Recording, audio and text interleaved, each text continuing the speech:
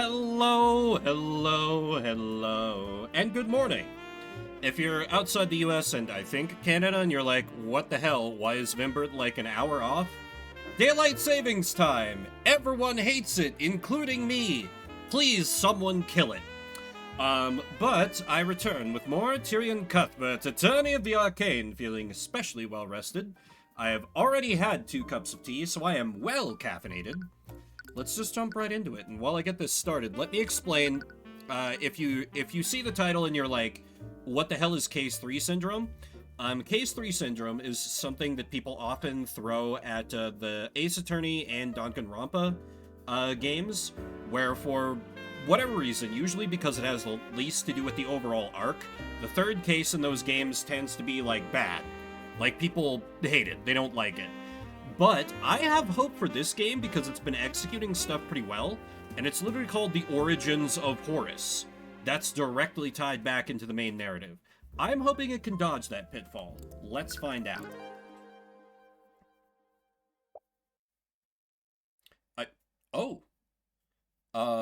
Frey Cuthbert. Frey is often short for Freya. Is this Tyrion's sister? I'm sorry, Tyrion. There were so many things that I wanted to tell you. So many things that I wanted to show you. But I'm afraid that I can't do that now. I need you to be strong now. The world is bleak, merciless, and unforgiving. Yeah, magic law. But I've seen you. I know how bright the light within you is. Use my eyes. Peer beyond the divine gate as I once did. Use it to reclaim the future. Episode 3, The Origins of Horus.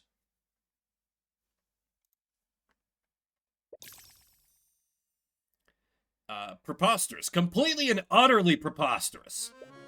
Oh. Is something wrong, Lord Von Sanctus? You filthy rat! You cheated, didn't you? That's right, you're just a cheat! A cheat and a charlatan! Lloyd Von Sanctus. Occupation, nobleman. Status, whiny.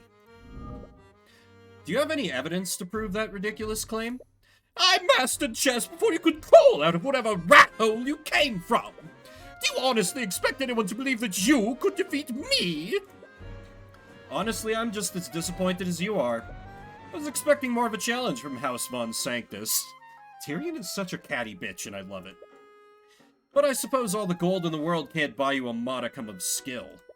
You little upstart! Ow! Von Sanctus's acquaintance clears his throat and gestures subtly to the crowd of spectators. Everyone's attention is on him, and you can see the crowd muttering amongst themselves. His undignified behavior probably isn't doing any favors for his public image. Realizing himself, he tries to regain his composure. It's preposterous! He walks away, muttering the word preposterous under his breath a few more times. Sounds like he's trying to reassure himself more than anyone else. So, that was something? Yeah, I knew that he'd get angry, but I didn't expect him to make a scene like that. Morning, HD. Well, you did insult him. Not to say that he didn't deserve it. Come on, I love seeing these conceited nobles lose their minds when I beat them. Oh yeah, and I need to remember to extend that challenge because I'm gonna be on a bit of a streaming break. Why is the chat overlaying with the game? That shouldn't be happening. Oh, hang on. Need to fix the layout real quick. That's embarrassing. Must have gotten broken when I did shuffle yesterday. Just a moment, folks. Hope everyone's having a good morning, and the time change is not screwing anybody up if you're having to live through it as I am. At least we gain an hour rather than losing one, is what I always say at this time of year. It was rough when I worked overnights.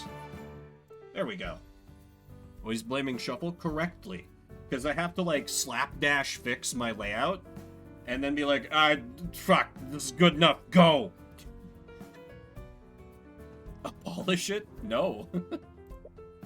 It's half of the fun of playing these tournaments, because I feel like I have a crowd who just comes for Shuffle, I have a crowd who just comes for some of these playthroughs.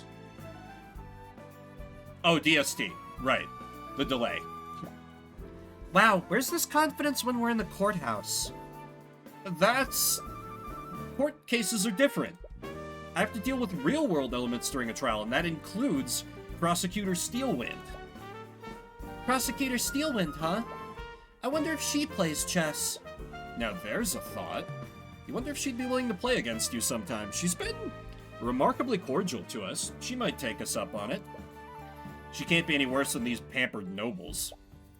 Anyways, we should celebrate somewhere in town. Even if he was a pushover, you just beat one of the top-ranked chess players in the kingdom. Strip chess. To be honest, you had your reservations about returning to the city of Arcane. You weren't facing one of the 4 pillars, you would have never come back here. You'd rather leave this city as soon as possible. I saw a cafe while we were walking around. The food smelled great. I'd really like to go there. We could always go to one of the cafes in the capital. There are plenty of places to choose from there. Trust me, I've traveled around the world. There's nothing better than food from a thriving port city. Alright, I suppose there's no harm in staying a little longer. She does have a point. The city streets seem livelier than when you last saw them. Also, is our mentor mom gonna get killed finally? I feel like she can't possibly survive to the end of the game. There's no way.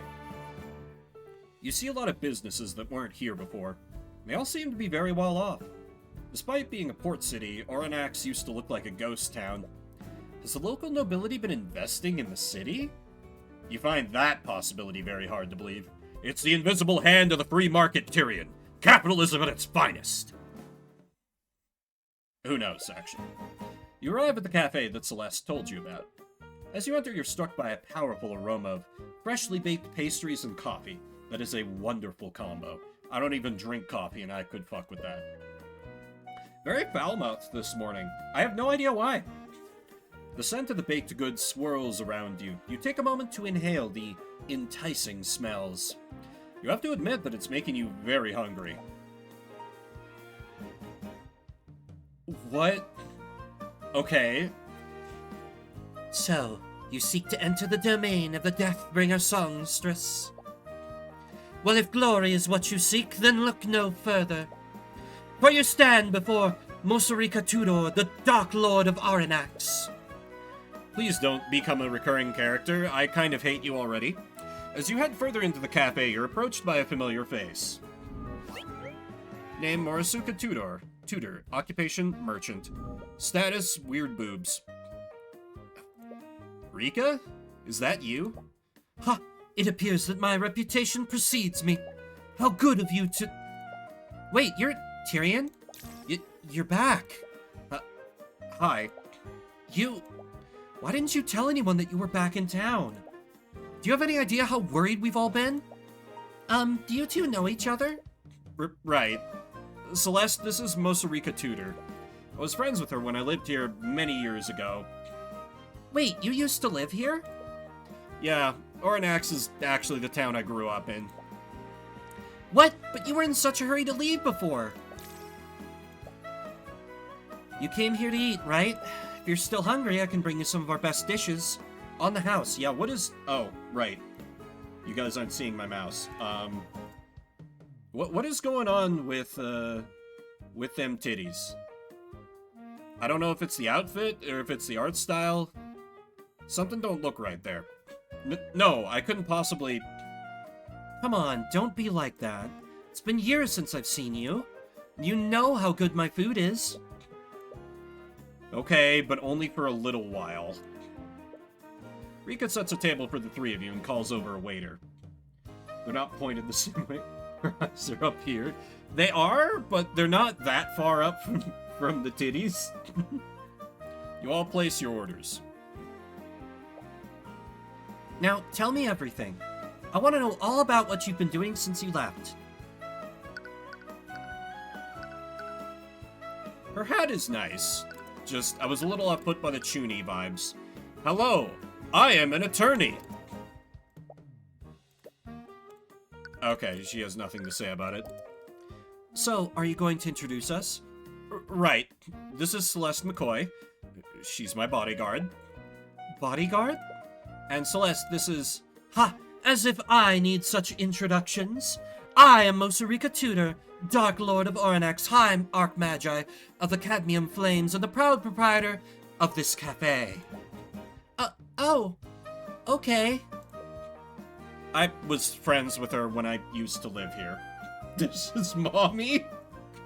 She's only Mommy when she gives you the look. Right now, she is just like anime moe blob. I am unaffected by her when she is in this state. She's a little eccentric, but she's a good person at heart. Hey. She's also a common folk mage like you. Ah, so you come from the same humble beginnings that I do. Which spells have you mastered? I haven't really mastered any of them. I know about 7 spells, though. 7? That's almost 4 times the amount that I know. She's learned even more spells? She's been picking them up rather quickly. I've been usurped. Look at you, Mr. Big Shot. You're wearing a suit now. You even have a bodyguard. Did you get an office job in the big city? Something like that. I'm actually a defense attorney now. A defense attorney? I see. Is that why you left town with that scary lady? Scary lady? Are you talking about Ruby? Miss Timor adopted me when my mother passed several years ago. After that, she began training me to become an attorney like her. Wait, you've been studying to be an attorney since you were a kid? Well, I guess that explains why you're so young for a lawyer. Oh my god, they actually address it. This game is so clever. Everything else, like, all these baby lawyers they had. Man, this game keeps surprising me in little ways. They didn't have to do that, but they did. Said the 19-year-old mercenary. Yeah, I guess you've got me there. Are you the owner of this cafe, Rika? She just told us she was. You always spoke about opening one when we were kids. Yep, and it's all thanks to the Dracogen Trading Company. The company's owner invested in my business idea after trying my food. Because of him, I was able to open up here, just like I've always dreamed. Dracogen... Sorry, that's Celeste, not Tyrion. Dracogen Trading Company? I don't think I've heard of them. They're pretty small right now, and they're only operating in Oranax. But I hear that they're planning to expand their operation throughout Rivengard. They definitely aren't a front for the Mafia. But I would have thought that Lord Von Sanctus would have weeded out any competition. After all, he owns one of the largest businesses in the kingdom. Lord Von Sanctus. Isn't he that pompous noble that I beat in the chess tournament this morning? Wait, that was you? I didn't even know he was a businessman. Von Sanctus Industries invested those arcane constructs that we saw in the Imperial Academy. How do you not know about these things? You practically fight against nobles for a living. Maybe you should start reading more about national politics. Is it just me, or does the city look less depressing than before? Oh, right, you left the city before the new merchants appeared. Oh my god, it was capitalism. It was capitalism all along. New merchants? Like from a merchant's guild? Yeah, the Dracogen Trading Company was one of the first ones. They started operating here and bought the Arcane Refinery a few years ago. After that, merchants from all over Wyverngard started coming here. Well, being based in a port city would definitely give them an edge. And their presence has really helped the city's economy. They aren't owned by the nobility, and they pay their employers a lot more than Von Sanctus does. It's really improved the quality of life for the people here. I doubt Von Sanctus appreciates the competition, though. There's even talk about forming employee-run unions. Oh, Von Sanctus definitely won't appreciate that. So, you still play chess? Yeah, I'm nationally ranked, too. I heard that an upstart commoner defeated Lord Von Sanctus at a tournament this morning, but I had no idea they were talking about you. Upstart commoner? Metal Gear? The name suits you, Tyrion. Hey, do you still do that thing when you play? No. What thing? Nothing. She's not talking about anything. Oh, wait, does she know he can read people's minds? And that's why we're so good at chess, because we literally mind read our opponents? Oh my god, I never thought about that. Wait, you're actually embarrassed about it? We were kids, you did it even more than I did. Oh, okay, never mind. What? What did he used to do? Why don't you show her, Tyrion? I'd rather not. Come on, show us, Tyrion. I think I'm a little too old for this. You're never too old to tap into your inner Chuny. Do it, Tyrion. Yeah, do it. The two of them begin chanting, trying to pressure you. Draws the attention of the other patrons in the cafe. They don't seem to care about the confused looks that they're getting. It seems that you don't have a choice. You take in a deep breath. Those who stand in the shadows, those who fear the light of divinity, your imperials will fall and your armies will perish. Kneel and cower before the divine gaze of the Eye of Horus.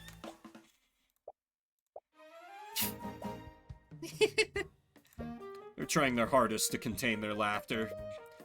Well, that's why I don't do it anymore. No, that was great. It was really cool, Tyrion. Her poorly contained laughs are coming out between each word. And why are you laughing? You were just doing it a moment ago. Yeah, but she owns it. You know what? That's fair. She is cringe, but she is free. You used to say something else before, too. I won't let anyone stand in my way, even if they're a man, king, or god. Yeah, that's it. He still says that sometimes. Oh, looks like our order is here. Tyrion's like, please rescue me! A waiter brings in the lunch special for each of you. This is why you didn't want to go home. You didn't want old embarrassing memories brought to the fore. Very relatable. A waiter brings in the lunch special for each of you. The enticing aroma of the meals makes you salivate a little. You gladly devour the meal. Rika's cooking is just as delicious as you remembered. Good morning, Rapu. We have new girl. She has weird boobs. How you doing? You spend some more time catching up with her while you finish your meal. As your conversation continues, you and Celeste regale her with stories of your past court cases. Behold. They point different directions, as Tail pointed out. No, really? Yep, it turned out that it was the headmaster the entire time. Wow, I would have never figured that out. How did you know, Tyrion? Maybe he saw it with his Eye of Horus. You nearly choke on your drink before you realize what she's actually referring to. But wow, I can't believe it. I never thought court cases could be that dramatic. You finish your meal as you continue to tell Rika more about your cases. It's nice being able to talk with her again. You tried so hard to leave everything behind after what happened, but you're happy that she seems to be doing well. Well, it's been nice catching up with you, Rika. Weirdly early, but actually on time because of daylight savings. Relatable, relatable. But I think it's time for us to get going. What? But we just got here. It's okay. I'm sure you're pretty busy nowadays. I won't keep you any longer. No. I think it was before you came in, Tail, or maybe you stepped away. His mom died in this city. And before we got adopted by Mentor Mom. Be sure to write, okay? Don't just go and disappear like last time. Yeah, I'll stay in touch. You'd better. You exit the cafe and make your way to the local Merchants Guild to rent a carriage. The city streets seem a bit more crowded than usual. It's a little difficult to make your way through them. Hey, Tyrion? Yeah? Celeste is fidgeting with her hands. She looks like she wants to say something, but every time she starts to speak, she quickly stops herself. This happens a few more times before she seems to give up. Never mind, it's nothing. Okay. Tyrion's like, I'll never understand women. You both continue to walk silently as you make your way to the Merchants Guild. As you make your way there, the streets become more and more crowded. You hope the traffic won't interfere with the ride home. Hi, could we rent a carriage for travel to Ratholm? Sorry, but travel outside the city is temporarily closed. What? Why? Haven't you heard? The Knights of the King's Guard have locked down the city. They set up a blockade and everything. Check the city gates if you don't believe me. And we don't, because we've learned to distrust merchants.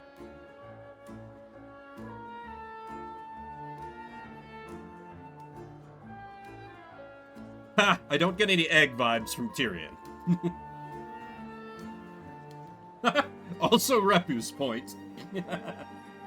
As you arrive at the city gates, you see the blockade that the merchant was talking about. A crowd of disgruntled townsfolk are angrily shouting at the knights stationed there. This is outrageous! How long do you plan on keeping us here? Sorry, but we have our orders. We can't let anyone outside of the city until our investigation is complete. There's an investigation?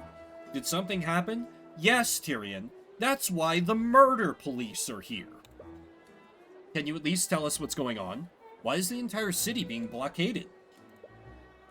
Sorry, sir. We're not allowed to release that information. You'll just have to make other arrangements while we sort this out. Actually, I haven't seen you two around before. I'll need to take down your names and occupations for our records. What? Why? It's fine, Celeste. We're better off just cooperating with them. It's an invasion of privacy, but you'd rather not resist orders from the King's Guard. I'm Tyrion Cuthbert. I'm a defense attorney. Fine. I'm Celeste McCoy, bodyguard. Thanks. You look over to the other King's Guard. They seem to be taking notes of the people here, too. Celeste is very cute. They must be making a list of everyone inside the city. But for what reason? Arnak's blockade. Okay. I have an important engagement tomorrow. What am I supposed to do now? This can't possibly be legal. The townsfolk continue shouting at the knights. But it's clear they won't be budging anytime soon. It's interesting that the nobles can't get through either. What do we do now? You notice that it's starting to get late. Yes, you can tell because the sun is setting, the sky's beginning to darken. It's conveyed visually as well, which is why this game is so good. We don't know how long the city will be blockaded. We should find a place to stay overnight, just in case. That's me being a little unfair as Indy. This is just the McCoy Tavern interior reused. Okay. Never mind.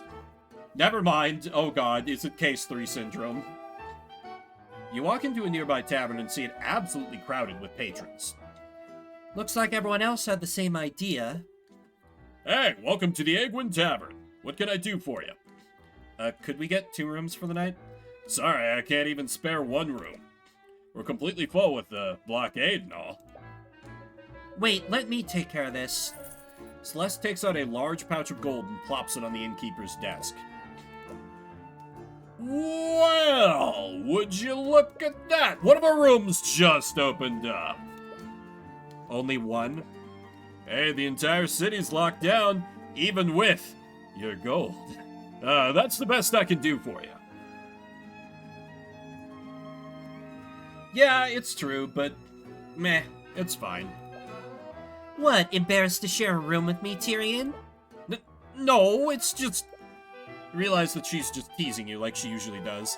Best not to give it any mind. Well, it's better than nothing. So, how should we... Oh, I was just kidding before. You can have the bed. I'll just sleep on the floor. What? I can't just let you... Please, we may both be commoners, but you live a cushy life in the city. I'm a mercenary. I've lived on the road for years. I sleep like this all the time. She's got you there. Alright, but tell me if you change your mind.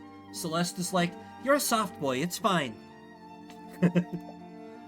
Yeah.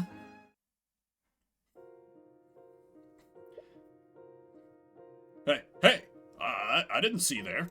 I was just, Just walk past him. Take the bed, you little bitch boy, basically. What? Hey, watch it! Quit shoving me! Wait! Whoa! Holy crap! Pull me up! I can't hold on for much longer! You idiot! What are you doing? What? Grab his arm and pull him up! Ah! My hand! What the hell are you doing? Your grip is too tight. Stop that!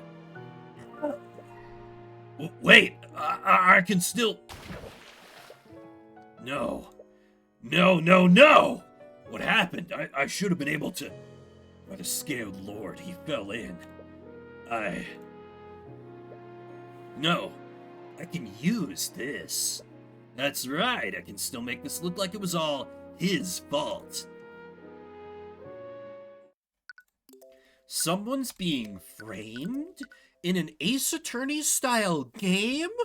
Gasp and awe! You find yourself falling into a nightmare. Tyrion, I'm so sorry. I can't believe they made you watch. Are you okay? Right, of course not. Are you gonna keep fighting them? Your voice is quiet. Your question barely comes out as a whisper. Maybe the client is just guilty this time? Hey, I thought that was gonna be the case for a little bit last case. What? Are you gonna keep fighting the nobility? I don't know if I can anymore. Today they showed me what they're truly capable of. I was naive. I thought that the truth would prevail, but I'm only one person. I can't do this alone anymore. You're just gonna give up? You're the only one who will fight against them. You're just gonna give up, then... Was my mother's death truly pointless? I'm sorry. That's totally fine, Tail. Teach me how to be like you. What? You said that you can't do this alone anymore, right? So teach me how to be a defense attorney. I can help you. We can fight them together. Tyrion, you're just a child. I can't just... Miss Tymora, please. I don't have anything left. Please just take me away from here. You clutch your hand tightly, feeling the fading warmth of the final message that your mother left for you. It's the last comforting memory you'll have of her. It's a memory that you'll never experience again. Mom. You're startled awake. After some confusion, you realize that it was all a dream. You didn't have any trouble falling asleep, but your slumber was less than restful. Also, I'm glad that it showed age 10 in that flashback, because when he said a few years ago, I thought he was adopted at like 17 or something. But no, it was adopted when he was 10. That's very different. It's been a while since you've remembered that day. It's all the more reason to leave the city as soon as possible. Celeste, are you up? Huh? Oh, this face is nice, too. Celeste was wistfully staring out the window, watching the rain. Her head whips towards you when she realizes that you're awake. Are you okay? What's wrong? Nothing. It's nothing. He wasn't awake, was he? Wait, why is she happy about that? Why was she happy about that? She doesn't seem keen on sharing. It'd be best not to pry. Anyways, do you know if the city is still under lockdown? I haven't checked yet. Was waiting for you to wake up. You go outside and check the city gates. Oh, it's supposed to be a rainy day here in Denver, at least this afternoon. Looking forward to it, assuming that my roof doesn't start fucking leaking again. The blockade still hasn't disappeared. In fact, it looks like it's been fortified with even more knights. Looks like we can't leave yet. They've even doubled down on the guards. What's going on here? Tyrion! You spot Rika in the distance as she calls out to you. As soon as she sees you, she breaks out into a full sprint towards you. She looks exhausted. Has she been looking for you in the rain? Tyrion, it's terrible. There was an accident at the Arcane refinery last night. One of my friends who worked there, he fell into a vat of chemicals. He's dead. Oh, Rika, I'm so sorry. If there's anything I can do... Lord Von Sanctus is blaming the Dracogen Trading Company. He's trying to charge the owner with criminal negligence. As the lord of this region, Von Sanctus would have a lot of leverage in a legal battle like this. He must be using this accident as an opportunity to oust Dracogen from his territory. Tyrion, you're a lawyer, aren't you? Can you help them? I don't think I can. What? But... Rika, I specialize in homicide cases, and most of my clients are mages who've been charged with murder. I've never even tried a case like this before. Not OSHA approved. Ooh, chili around 50? That's also nice. There isn't any magic involved, and there's no killer. Don't worry, I'm sure that the Dracogen Trading Company knows plenty of qualified attorneys who can help. I'm not so sure about that. Think about it. A lord from one of the 4 pillar families is pressing those charges. Do you honestly think anyone will try to fight them on this? She has a point. There aren't many attorneys who will go against the nobility under any circumstances. The only ones who will do that are you and Miss Timora. Alright, I'll see what I can do. Really? But please, don't get your hopes up. I have very little information to work with right now. And to be perfectly honest, I'm really out of my element. That's okay. I'm sure Mr. Dracogen will take any help he can get. Mr. Dracogen? He's the owner of the Dracogen Trading Company. He should be at the old Arcane refinery right now. That must be the scene of the accident, too. It would probably be best to start your investigation there. I've been away from the shop for too long, so I can't come with you. But drop by the cafe if there's anything I can do to help. Okay, so she is not going to be accompanying us the whole way, thank God. Because I worried that her and Celeste's voices were starting to blur together. You follow Rika's directions and move through the city's industrial district. It reminds you of your childhood, back when you couldn't control the Eye of Horus. You always avoided this part of the city. It was always covered with an overwhelming fog of misery and fatigue. However, you feel less of that now. Is it because you have more control over your powers, or has something else changed? Sorry, just a minute.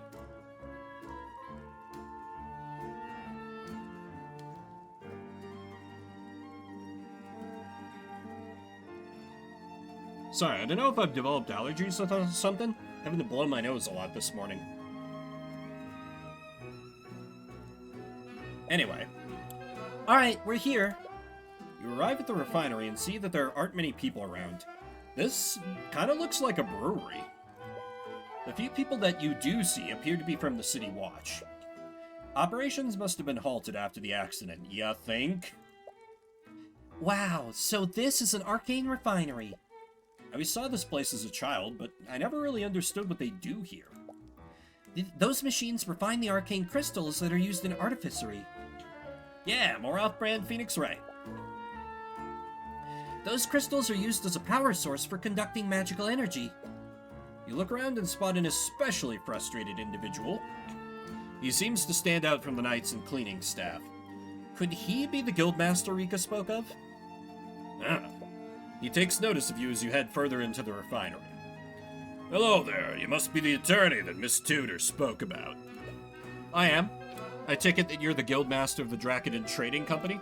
Yes, my name is Stefanik Dracogen. I'm pleased to make your acquaintance. Stefanik Dracogen, occupation guildmaster, status Silver Fox. Not quite, but looks good for 70. I really appreciate you lending your aid in this matter. I already told Rika this, but I've never tried a civil case before. I would need to learn more about what happened before I can decide whether or not I can represent you. I'm honestly not sure how much help I can be. Well, there isn't a single attorney in Arnax that will represent me. So I'll accept whatever help I can get. Celeste was right. All of the attorneys are too afraid to stand against Lord Von Sanctus. Where should we start, though? This case is probably different from the homicides that we're used to. Homicide or not, the case revolves around a wrongful death. If I did represent Dracogen, we need to prove that he wasn't at fault for the accident. To do that, we should start by finding out exactly how and why the accident occurred. We should also question the witnesses who saw the victim when it happened. And it wouldn't hurt to take a look at the scene of the accident either. The Guildmaster would have a lot of knowledge about the refinery's operations. Questioning him might also give you some insight into what happened. Let's examine first. Repario Arcanum. There are traces of transmutation magic on these parts of the vat. I'm honestly not sure how these vats even work. Perhaps transmutation magic is used in the refinement process somehow? There are traces of transmutation magic on this power box. It is an artificery device, so that's not too out of the ordinary. Okay. Nothing too unusual here. It's a vat filled with chemicals that I can't quite identify. According to Celeste, these chemicals are used to refine and create arcane crystals. Do I have any move actions? No. Okay, so I gotta interview him. I didn't want to start with him, because I figured his impressions would kind of color our investigation, but alright, fine. To start, could you tell us exactly what happened? Well, it all began during the work rush yesterday evening. One of my employees fell from the walkway and into a vat of magical chemicals. Those chemicals contain extremely volatile and destructive evocation magic. Because of that, he unfortunately died before we could have pulled him out. I see. But that all just sounds like an unfortunate accident. Why is Lord Von Sanctus blaming you for what happened? There are guardrails on the walkways to prevent people from falling. Supposedly, those guardrails broke apart when that employee tried to lean against it. According to Von Sanctus, the accident was a direct result of my negligence to maintain the refinery.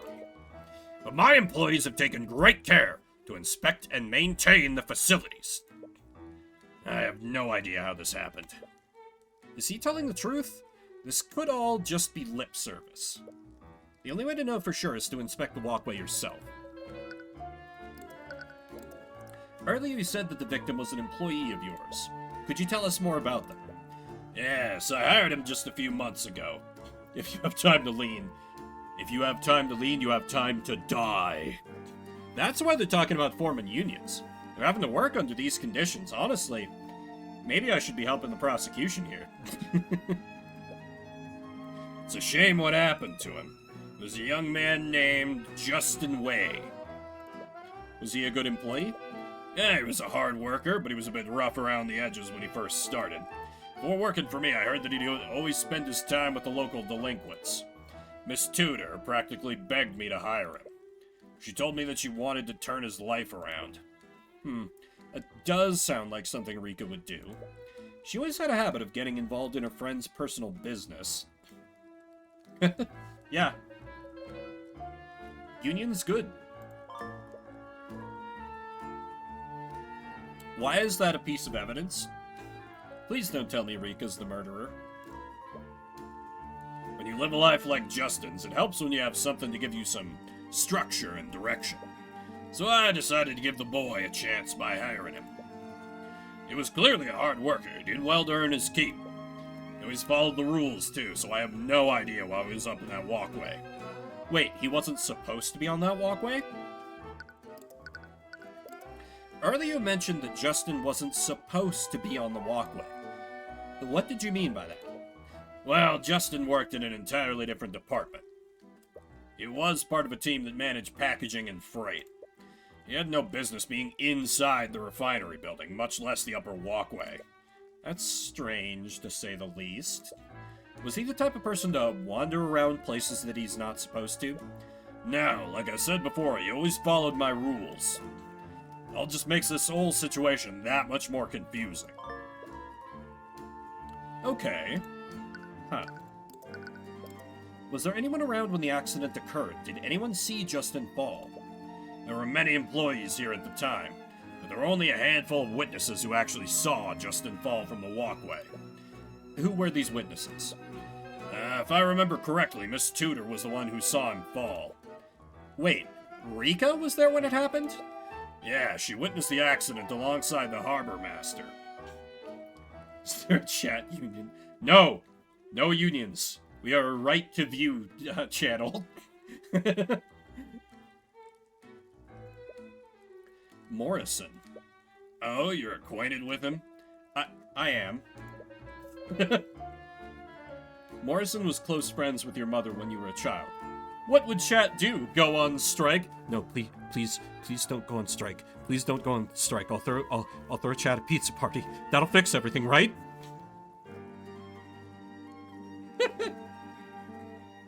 I'll lay down the mod sword if you make any union buzz.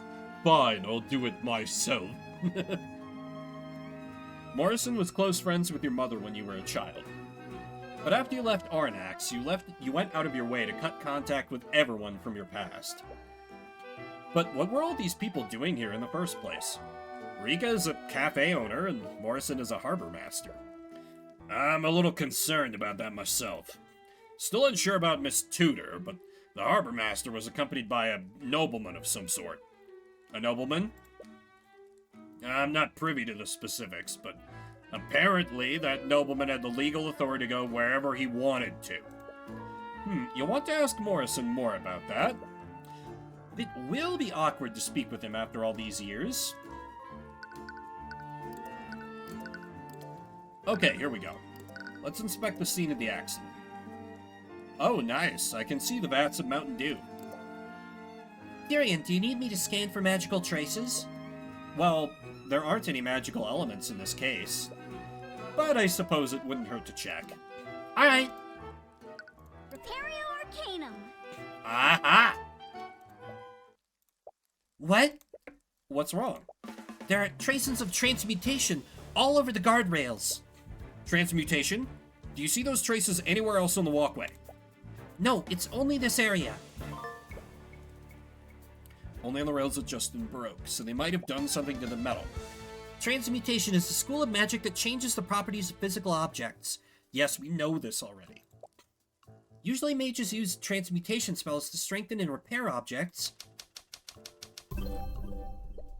Someone used a spell to change the physical properties of the guardrails. Judging by the current state of the rails, we can only conclude one thing. The rust. The spell weakened the structural integrity of the guardrails. Right, someone used a transmutation spell to weaken the guardrails. Afterwards, the guardrails were so weak that Justin accidentally broke them. And only these guardrails were weakened. The sabotage rails are right next to this vat of corrosive chemicals, too. What was the intention of weakening the guardrails? There was a clear intention behind the actions of this unknown mage. Judging by what happened, that intention can only be one thing. The unknown mage wanted someone to fall into the vat. Whoever sabotaged the guardrail wanted someone to fall into the vat. Why else would they only target those specific guardrails? But why? Who would do this? You can feel your fist clenching tightly. Someone committed murder using magic here. And whoever did this had the gall to try to cover it up. Tyrion? You won't forgive whoever did this. When you're through with them, you will make them feel a fraction of the misery that your mother... Tyrion! What? Are you okay?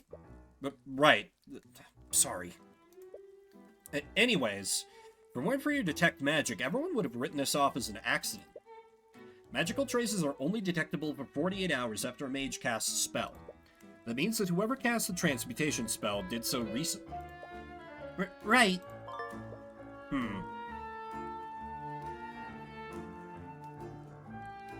Okay. So that's very important. It's a vat of dangerous magical chemicals. Supposedly, they're corrosive enough to dissolve anyone unfortunate enough to fall into it. Celeste is watching you carefully. She can be a little overprotective at times. It looks like the guardrails completely broke apart. The rails are completely rusted, too. Was Dracogen lying about properly maintaining the site? We already know that's not the case. Repario Arcanum. There are traces of evocation magic on the chemicals in these vats. That makes sense. Evocation is a school of magic for spells that create and disperse energy. Someone trying to kill you? Probably not me, but they wanted to use this for murder somehow. Justin probably just wasn't their intended target. That's my initial theory. These chemicals probably induce some sort of magical reaction to create arcane crystals. Okay, makes sense. Let's meet the harbor master. You arrive at the harbor in search of Morrison, a harbor master. However, you notice a large concentration of knights in the shipping area. Notably, the Arcane Inquisition is among them. You spot Commander White and Prosecutor Steelwind coordinating the knights there. I wonder what those two are doing here. The Knights of the Blockade said they were investigating something. There must be magic involved if the Inquisition is here. Do you think this has anything to do with what happened to Justin? Yes. I doubt it. We didn't see any Inquisition Knights at the refinery. Granted, I know the game has to write it this way because I could have come here before I investigated the scene of the accident if I was an idiot, but I'm not. So, it must just be a coincidence. You're probably right. But I'm kind of curious about what the Inquisition is investigating. It has nothing to do with our case. It'd be best to leave them to their business. Alright. Oh, you there. You best clear out. The Knights should close the harbour. Morrison? Huh? Do I know you? Wait, Cuthbert, is that you? Name Noah Morrison. Occupation Harbor Master. Status Harry. Investigation wasn't needed. After all, not a murder, right? Right? You don't know anyone who meets that description. Yeah. Hi. I heard from our little Morrison-Rica that you were back in town. What can I do for you? We heard that you were at the refinery yesterday. From what we heard, you witnessed the accident. We wanted to ask you some questions about what you saw. Oh, right. Morrison-Rica mentioned that you're an attorney now. What? I just hope you're still not hung up over that business with your mother. Sorry, I guess it's none of my business. Anyways, I'll tell you what I know. Dracogen told us that you witnessed the accident. Aye, it was a horrible thing what happened. No one deserved what happened to that poor lad. Could you tell us what you saw? Well, I was showing a patron around town, and for some reason, he really wanted to take a look at the refinery. Something about checking out the local artificery. He must mean artificery. Anyways, he was looking at the machinery, and suddenly, Morrison-Rica came running towards us. She was trying to tell us something, but the damn machines were too loud for us to hear her. After a while, she just pointed at the walkway. We saw the horrible sight. We saw someone fall into the vat.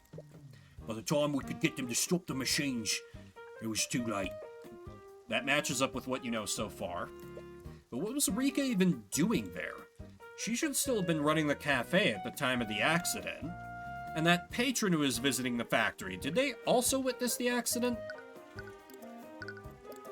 You mentioned that you were escorting a patron when the accident happened.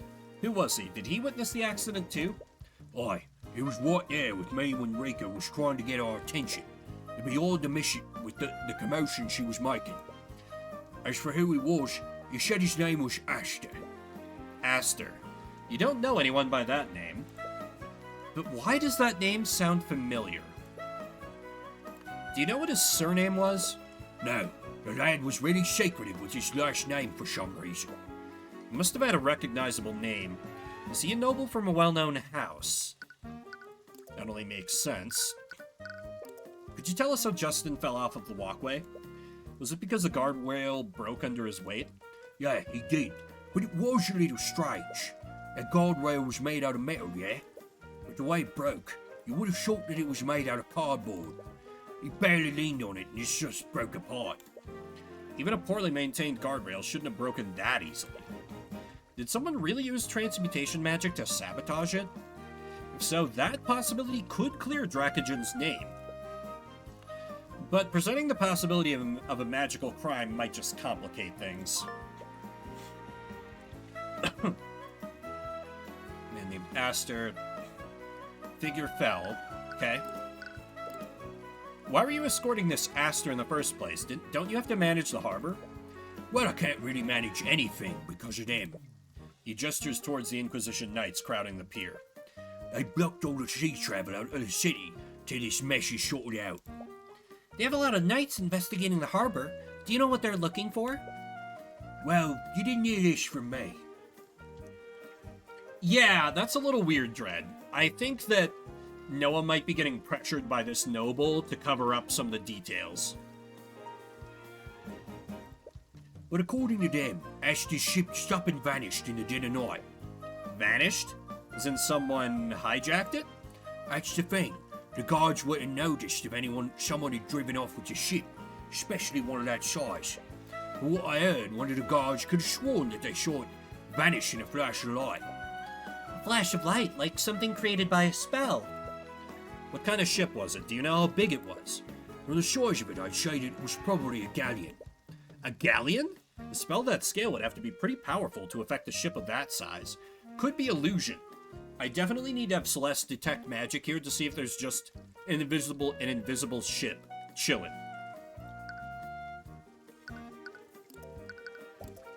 I wonder who this Aster person is. He must be high profile if they're calling in the Kingsguard and the Inquisition for him. Oliver missing... Wait! Wasn't Aster the name of the Crown Prince? Like Celeste... not Celeste. Steelwind's fiancé? Yeah, I think that was it. All over a missing ship. That would be why the Kingsguard is here. Okay, that makes sense. Finally put two and two together. You spent some time with him, am I correct, Morrison? Wonder Woman, yeah. Did he tell you where he was staying? If I remember right, he stayed at the local inn near the town square. Wait, that's the tavern that we were staying at. If he's this high profile, why is he staying at an inn for commoners? No idea. He's an eccentric one for sure. Whoever he is, he also witnessed the accident. You'll definitely want to speak with him. And if he's a noble, there's a chance that he's the mage that sabotaged the guardrail. I am an attorney. Sorry. I don't know much about those sorts of things. You better ask someone else.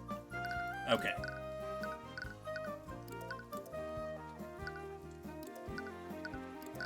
Don't think there's anything else I can get here. This is, again, they're just reusing the McCoy Tavern interior. Morrison said that Aster is staying in one of the rooms at this tavern. But which room is it? We could always just check each room. That might irritate the patrons, though. And if Aster doesn't want to be found, we might alert him if we annoy too many people.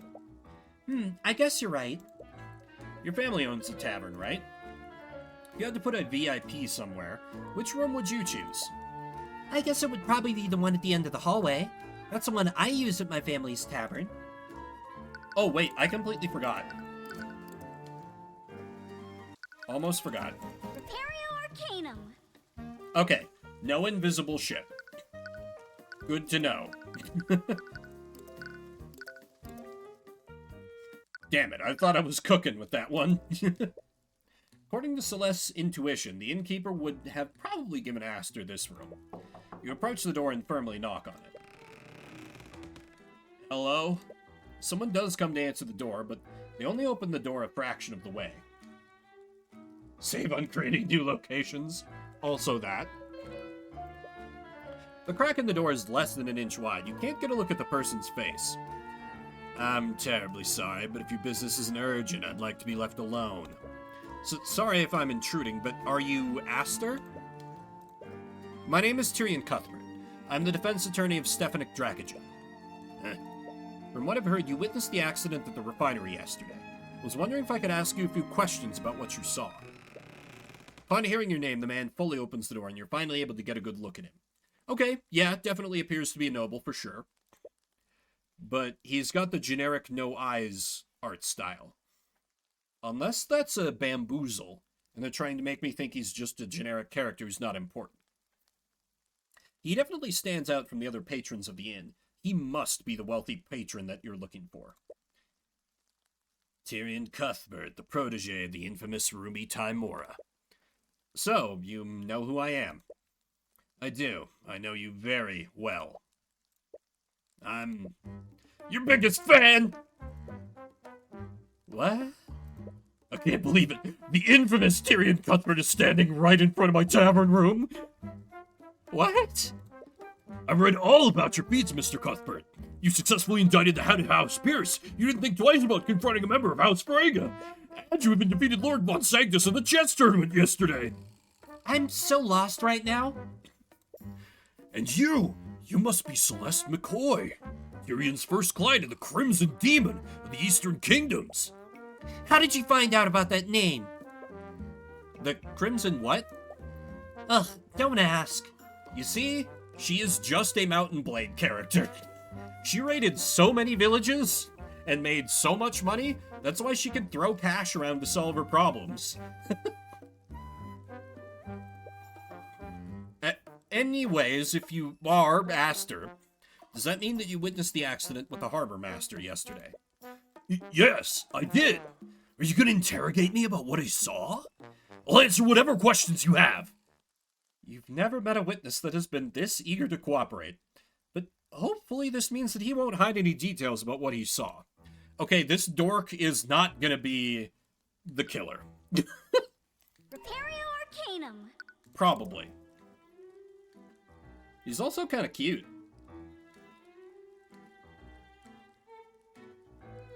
Anyway. You clearly know who I am, but I'm still unsure of who you are, Aster. My apologies, but I would prefer to keep my full identity hidden for now. Also, this voice is not really suitable to his... Well, I could change it, I guess. No, I kind of like the disconnect. He's within his right to do so, but you can't help but feel a little suspicious. Aster's the target? That would make sense. Oh god, and that means Rika's the killer. Rika's the killer.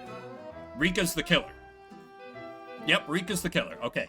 Aster was the target, Rika's the killer. That all makes sense. Rika was trying to run at them because she was like, oh shit, no, my trap is gonna go off not for you. In any case, what is your business in Ornax? I was accompanying a ship transporting goods to Lord Von Sanctus. The same ship that was magically stolen? I'm surprised you found out about that. The Kingsguard have been trying their best to keep that information hidden. But I suppose I shouldn't expect anything less from you, Mr. Cuthbert. Flattery will get him nowhere. What was on that ship? Must be pretty valuable to be worth stealing. I doubt that there was anything on that ship worth drawing the ire of the entire kingdom. The truth is, during the time that my ship was stolen, I was supposed to be on it. I see. The theft of the ship might have actually been an attempt to kidnap you. That's my current theory, anyway. It wouldn't make much sense otherwise. God forbid women have hobbies. He seems awfully calm about this. You're right, I'm doing a bad job at supporting women's wrongs. But at the same time, I'm fully supportive of all the war crimes that Celeste did out in the Eastern Kingdoms. After all, those were to foreigners, not here in Wyverngard. According to Morrison, you were also in the refinery that night. Did you witness the moment the victim fell into the vat? I did. Could you tell us exactly what you saw? Every detail you can remember could be important. But no, canonically, Tyrion is only, discriminatory versus nobles. I don't think he's racist at all. Well, it all began when I was visiting the refinery with the harbor master. I was inspecting the refinery's machines when a girl frantically ran towards us. She was hysterical. Nope, gonna skip the sexism joke in character for this guy. He doesn't deserve that yet. I reserve the right to make the joke later. She was hysterical. It looked like she was trying to tell us something. We couldn't hear her over the noise of the machines. When she realized that we couldn't hear her, she simply pointed at the walkway. That's when we saw Justin Way fall off of it and head into the vat. With full cheer. Yeah, she's dumb to it because of all the war crimes. Only classist, not sexist or racist, yes. And, you know, I think we can be fine with classism. Unless... I don't know where I'm going with this bit, and it should stop. This next question is very important. Did you see the victim break the guardrail by leaning on it? Yes, he broke the guardrail before he fell. His testimony matches exactly with what Morrison saw. Okay. So either they're both telling the truth or they've coordinated their stories. Aster clearly has a lot of power, so he could be leaning on Noah to just match whatever story he wants told. Upward classism, yes, exactly. The way he fell was very strange, though. Strange? What could he mean by that? You mentioned the way that the victim fell was strange. Did you feel like the guardrail broke too easily? Why, yes. How did you know? It matches with the statement that the harbor master gave us. You don't want to reveal the traces of transmutation that you found in the walkway, at least not yet. But yes, the guardrail broke the moment that Justin leaned on it, and his body was extremely limp when falling too. His body was limp? Normally when falling from a great height, one would flail their arms, yes? But when I saw him running, he wasn't moving at all. He wasn't moving? Did you see the expression on his face? He might have been unconscious. I'm afraid I couldn't see anything on his face. It was much too dark to make out his features. Wait, you didn't actually see his face? How did you know that it was actually him that fell in? Well, who else could it have been? No one else has been reported missing. They also found the remnants of Justin's body in the vat. It was definitely him that fell in. That's true. You don't have much reason to believe that Justin might still be alive. Hey, let me try and soul read this shit. Present Arya Steelwind's profile. Oh, okay. Damn it. I thought he was gonna, like, give a little hint, like, ooh, you figured it out early, player. How cheeky of you. Or something. Damn it. Do you know Mosarika? I am an attorney. Damn it. So why are you such a big fan of me? I can't believe I actually came face to face with the legendary Tyrion Cuthbert! Legendary? I didn't know that defense attorneys could have fanboys. He's not just a defense attorney, he's a revolutionary! He's gone after prolific nobles and plunged the kingdom's aristocracy into chaos! That phrasing makes you sound like some kind of anarchist. I like this fucking goober. I hope you're not the killer, but I think Rika's our killer. You arrive at the cafe and see that the restaurant is packed with customers. You don't see Rika anywhere, though. She must be preoccupied. Perhaps you could check in when the restaurant is less busy. Repario Arcanum. What if this is the true crime scene? No, that would be silly. Town Square? Busy, suspicious, true. Very true. Where should we go next? Morrison mentioned that he was with someone named Aster and the witness. Might have seen something. Find out. Oh, find out if a mage. Right, I should detect magic on him. Right. Repario Arcanum. Oh. Oh. There were traces of transmutation magic at the crime scene. Yeah, exactly. Like, set yourself up as, like, a shadow ruler of the new revolutionary government. And it's a good opportunity to bump off a bunch of your rivals as well. Yeah, that's completely believable, Dread. Good point. And it appears that Aster's quite a high-profile individual. He's probably a mage, and aside from Rika, is probably the only other mage at the refinery that night. If you ask him outright, you might be able to see something incriminating through the eye of Horus. Aster, we'll respect your privacy if you don't want to tell us who you are. but could you at least answer one question for me? I can make no promises, but I'll do my best to tell you what I can. Are you a mage? Oh, is that all? Yes, I'm a mage. I'm quite the practiced one at that. You see, Celeste cast Detect Magic to look at the scene of the accident. We found traces of transmutation magic at the crime scene, namely on the guardrails that Justin fell through. What? Here it is. I can't believe it! What? Are you telling me that a mage used transmutation magic to weaken the rails? It's a conspiracy! Wait, does this mean that this was actually a murder made to look like an accident? It's like something out of the reports I read about him. You don't see anything incriminating, and you can see his thoughts clearly. His feelings of happiness are a bit off-putting, though. And you asked me if I was a mage. Does that mean that I'm a potential suspect? This is the greatest thing to ever happen to me! This is the first time you met someone that's happy to be suspected of murder. Sorry, it's not right of me to get so excited about something this serious. He must think less of me now. Senpai will never notice me. It's like something right out of a mystery novel! That's not the reaction you were expecting.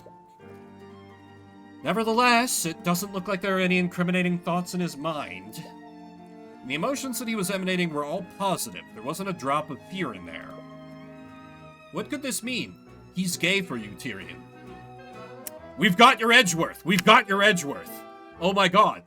Yes. Either way, it looks like you found out everything you can from Aster. You should move somewhere else. Thank God. I know, it was looking like Tyrion was gonna be straight. Oh, I was hoping I could talk to Steelwind, since it was mentioned that she was here. It's a modest ship. It's probably used by local businesses to transport goods by sea. I can't help but feel nostalgic seeing these ships. I used to travel by sea all the time when I was traveling the world. Is this a romance visual novel? Not yet! It was probably my favorite part. That does sound pretty nice. I'd like to try writing one day. Are you sure you get motion sick pretty easily? Sailing on a ship might kill you. She has a point there. Oh. I don't get different dialogue for the other ship. Last secret case is actually 18 plus. Oh, hell yes.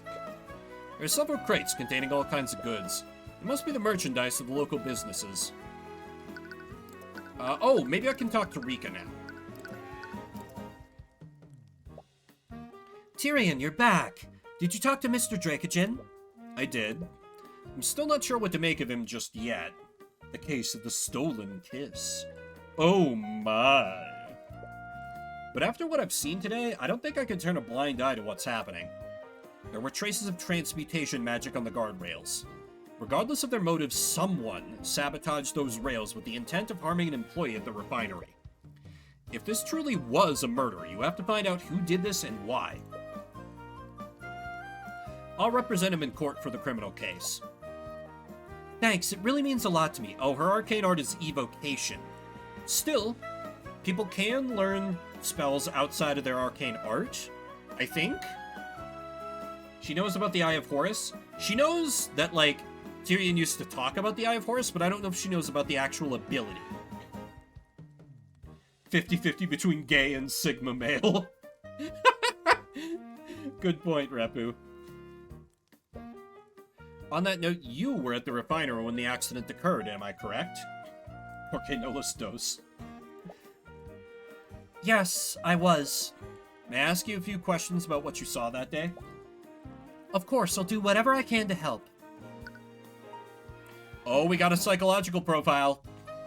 I'm gonna have to argue against her. I am an attorney. Okay, she doesn't have any comment on that.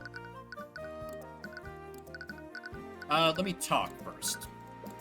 By the way, why were you at the refinery that day? Didn't you have to work at the cafe? I was making a food delivery to Justin. Wait, you were delivering food to the victim?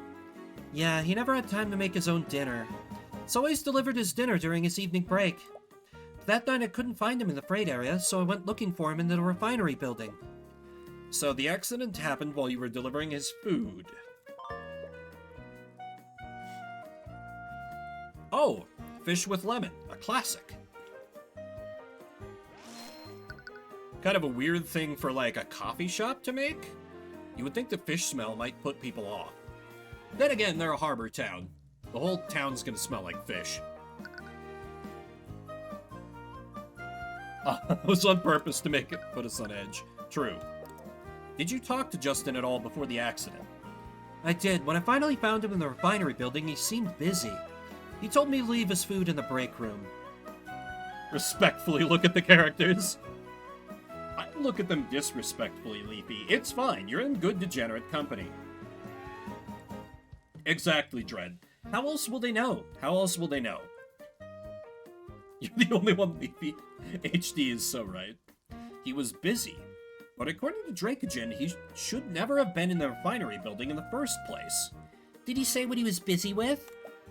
He said that he had a meeting scheduled with Mr. Dracogen.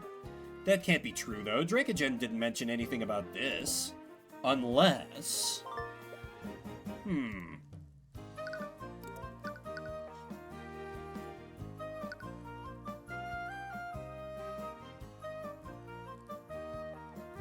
You being accused of homosex?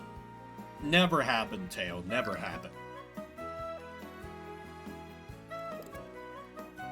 We've gotten a few witnesses' accounts right already, but I just wanted to double check. What did you see during the accident? Sorry, I'm sure that it was a disturbing sight. Do you need to take a moment? No, it's okay. Can it see through the lies of clothes? That'll be the next. You see, Dread, we got the upgrade that lets us inception people during cases. In the secret 18+ case, we get the second upgrade where it sees through the lies of clothes. It all comes together for the very sexy finale.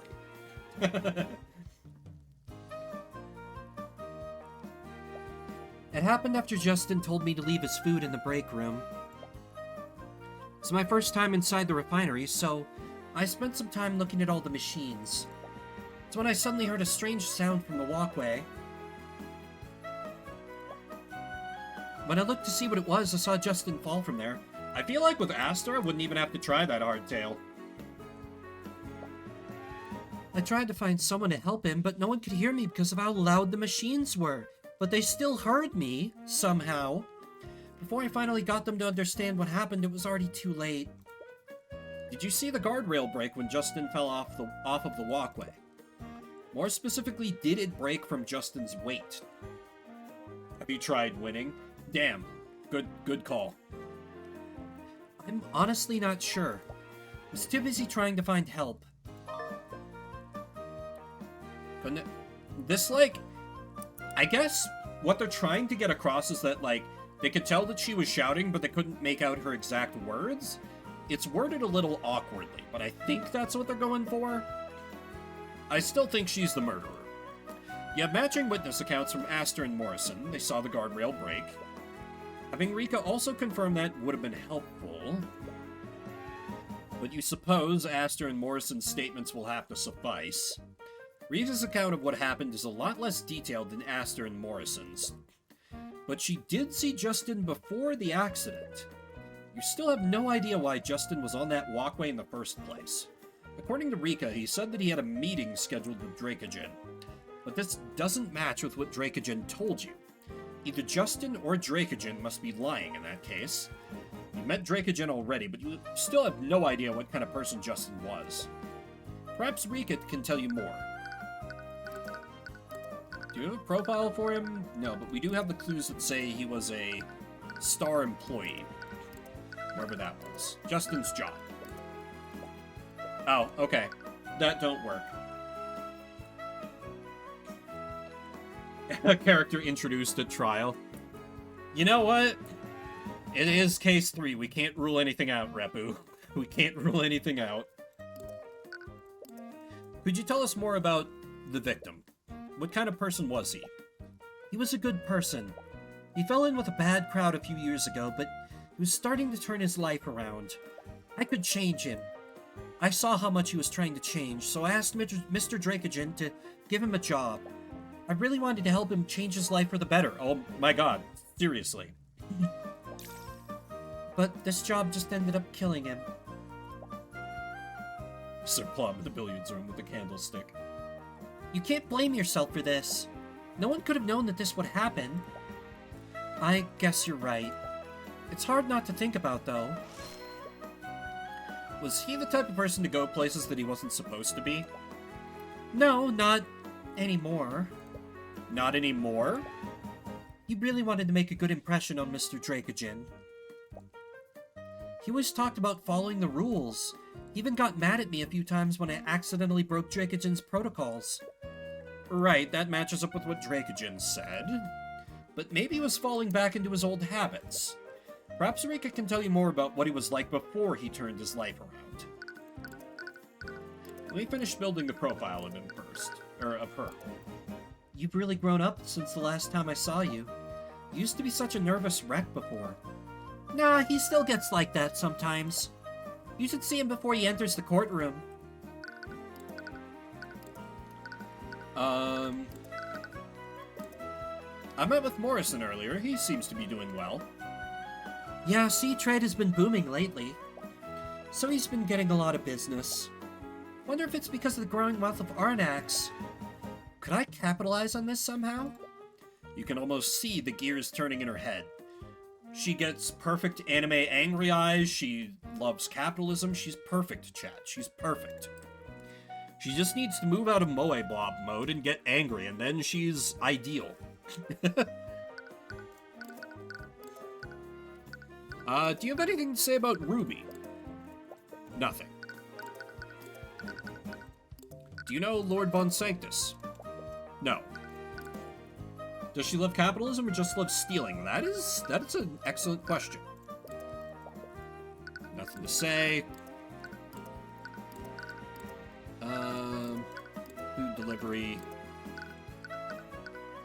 I don't know what else I can present to try to get her to present her own. Yeah, okay, yeah.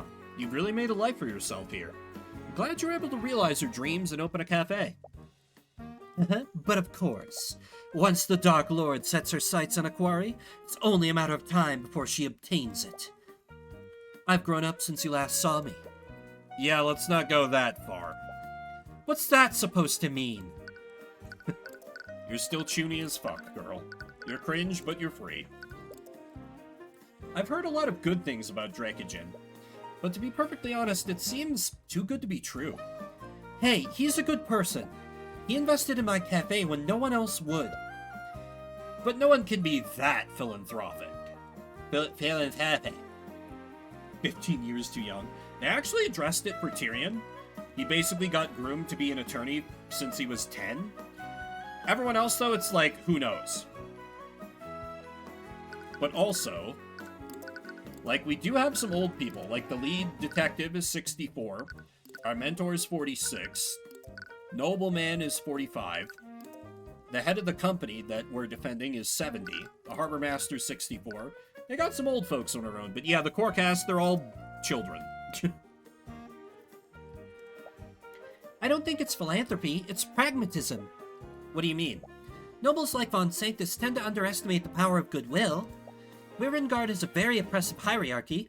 The aristocracy takes advantage of, or even outright abuses the working class. They're old-fashioned, they'd never want to do business with a common folk mage. Yeah, Von Sanctus wouldn't even hear me out when I was starting out. Dracogen is willing and able to invest in resources that Von Sanctus wouldn't even think of touching. So either 18 or old as fuck? Yes, Dredd, exactly. That sort of adapted thinking gives him an edge over Von Sanctus. I see. Maybe there's another talk? You mentioned that Justin fell in with a bad crowd before. I've also heard that he used to hang out with a band of local delinquents. Could you tell us more about them? What? Rika, this information will help us with our investigation. I need to speak with the other people who knew him. Do you know where I could find his delinquent friends? I should keep quiet, it might make him mad. I'm sorry, I didn't really know him that well. Rika, are you hiding something from me? Well, What? Of course not. What would the Dark Lord of Arnax possibly have to hide from you? Yeah, she's definitely hiding something. You'll need to argue against her if you want the truth. Okay, but I don't have her full psychological profile. What haven't I presented? I'm terribly sorry for what happened to Justin. Are you doing okay? Yeah, it's difficult to think about sometimes. You always hear about these things happening, but you never expect them to happen to people you know. But have no fear. We'll take more than this to bring down the High Archmagi.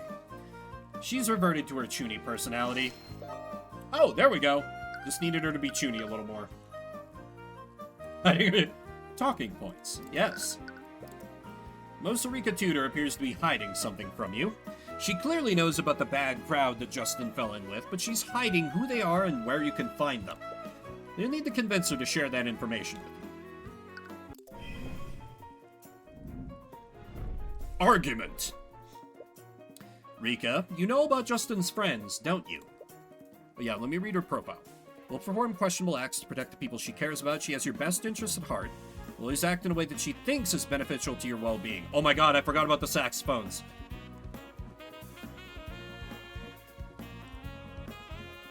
Sorry, just had to groove for a second.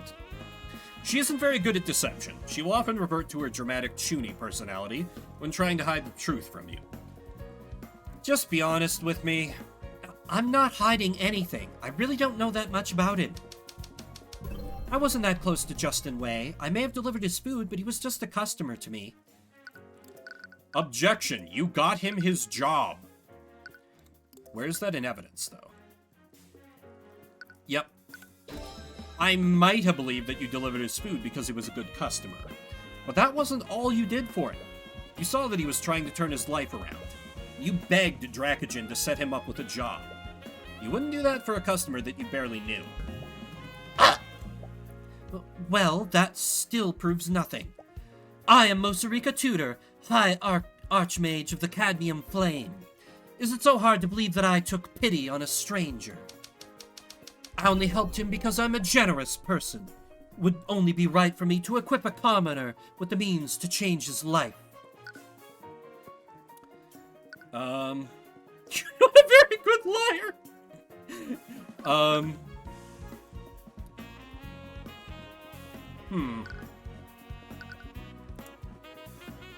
How could you possibly know that if you didn't know him well? Oh, that's good.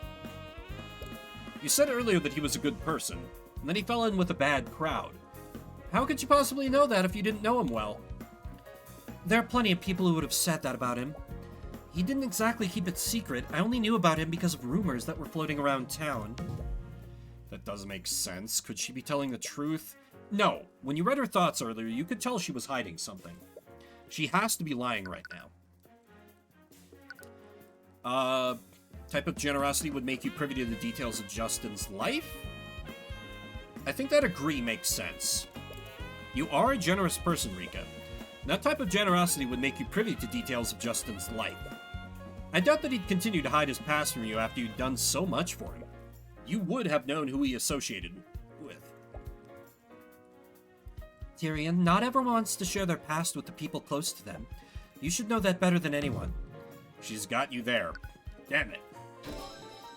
You're not a good liar, Rika. You would have risked a lot by asking Dracogen to hire a stranger.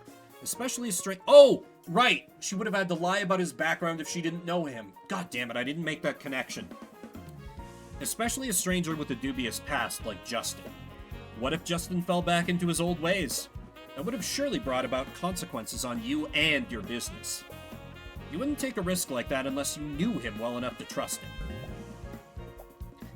Okay, fine. I guess we were friends. But like I said before, he was trying to leave his old life behind. He always kept his past a secret from me. He didn't like talking about the person he was back then. He wanted to forget about it, and I never brought it up. It's sort of true. We knew each other for years before he told me about it. Sort of true.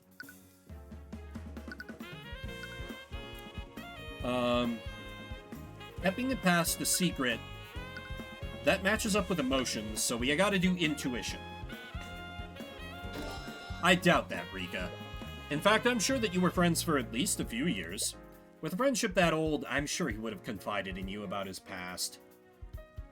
Transmask Justin. Not impossible, I guess. What? No, you need to stay focused.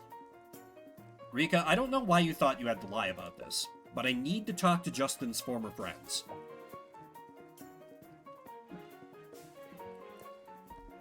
Is that really necessary? Yes, I need to know why he was behaving so strangely before the accident. His friends might know something about him that you and Dracogen don't. But that doesn't make any sense. There wasn't anything strange about the way he was acting. I think you're just overthinking this, Tyrion. Where's the... or where he went limp?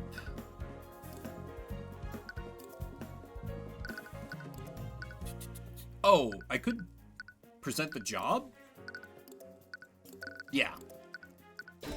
You didn't want to overplay your hand before, but it looks like you don't have a choice now. Rika, Justin told you that he was heading to a scheduled meeting in Dracogen's office. But according to Dracogen, Justin wasn't even supposed to be in the refinery building yesterday. What? Rika, Justin might have lied to you. No. He would never do that. I need to know why he was up there. And so far the statements I've gotten from you and Dracogen don't explain that. I need to talk to people who might know things about him that you don't.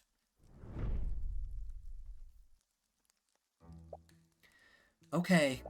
I'll tell you where you can find them. Just promise me that you'll be safe, okay? Oh boy, Celeste might have to get angry and defend us. Oh no, that would be terrible. Please don't, game. You've successfully persuaded Mosarika to you. Sorry, I wasn't trying to lie to you. It's okay, I'm assuming you had your reasons. Bonk. But I need to know where I can find Justin's old friends. You probably know already, but a few years ago, Justin got involved with the local street gang. They'd always hang around the beach area. One day, they discovered an abandoned house along the coastline. They started spending most of their time there. A lone house on the coastline. It's that house, Tyrion. That's probably where you'll find Justin's old friends. So, that's why you were being so secretive. What? It's probably his old house. I'm sorry. Don't be. You were just trying to look out for me, right? Are you going to be okay? I can go there with you if you'd like. No, it's okay. I'm sure you're busy with the cafe right now. And it's not as if I'll be going alone. Alright, just don't push yourself too hard, okay? Yeah. Huh?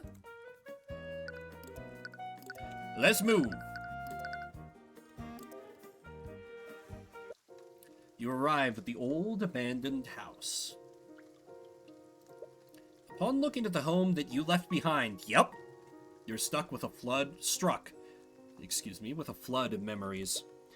Those memories were once happy, but now they only fill you with grief. Tyrion? Are you okay?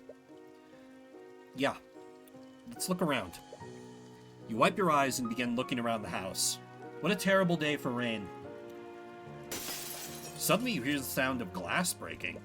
You rush to look for the source and see two young teenagers throwing rocks at the side of the house. The shattered remains of a window are lying on the ground. Heh, nice shot, Gavin.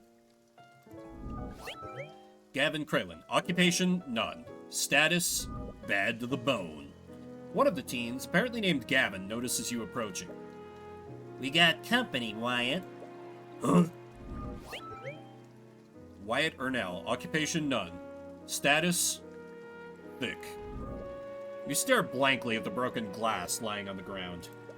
You're at a loss for words. You feel like you should respond, but nothing comes out of your mouth. You suddenly find yourself quickly approaching the two teens. What the hell do you want? Ah, what the hell? Before you even realize what you were doing, you threw a punch straight into Gavin's face. Your eyes are slowly tearing up. You can only see red. You grab Gavin by the collar and pull his face close to yours. Get the hell away from my house. Tyrion? Oh, you wanna go? Heh, if you came looking for trouble, you sure found it. Okay, let's all calm down and just... Morning, anti-hero. Stay out of this, you little shit. Excuse me? What, you got cotton in your ears or something? Yes, actually. Why don't you go and repeat what you said? I said stay out of this. You little shit. 5 minutes later. Don't kill them, Celeste. Celeste? Yes? I'm sorry for losing my temper back there. I didn't mean to drag you into this. It's okay, our emotions get the better of us sometimes. Celeste? Yes? I think you might have overdone it a bit. Nah. Celeste? Yes? I don't think he's breathing. Come on, just give him a second. You suddenly hear the very bruised and broken form of Gavin, sputtering and wheezing on the ground. Looks like he's finally regained consciousness. See, he's perfectly fine.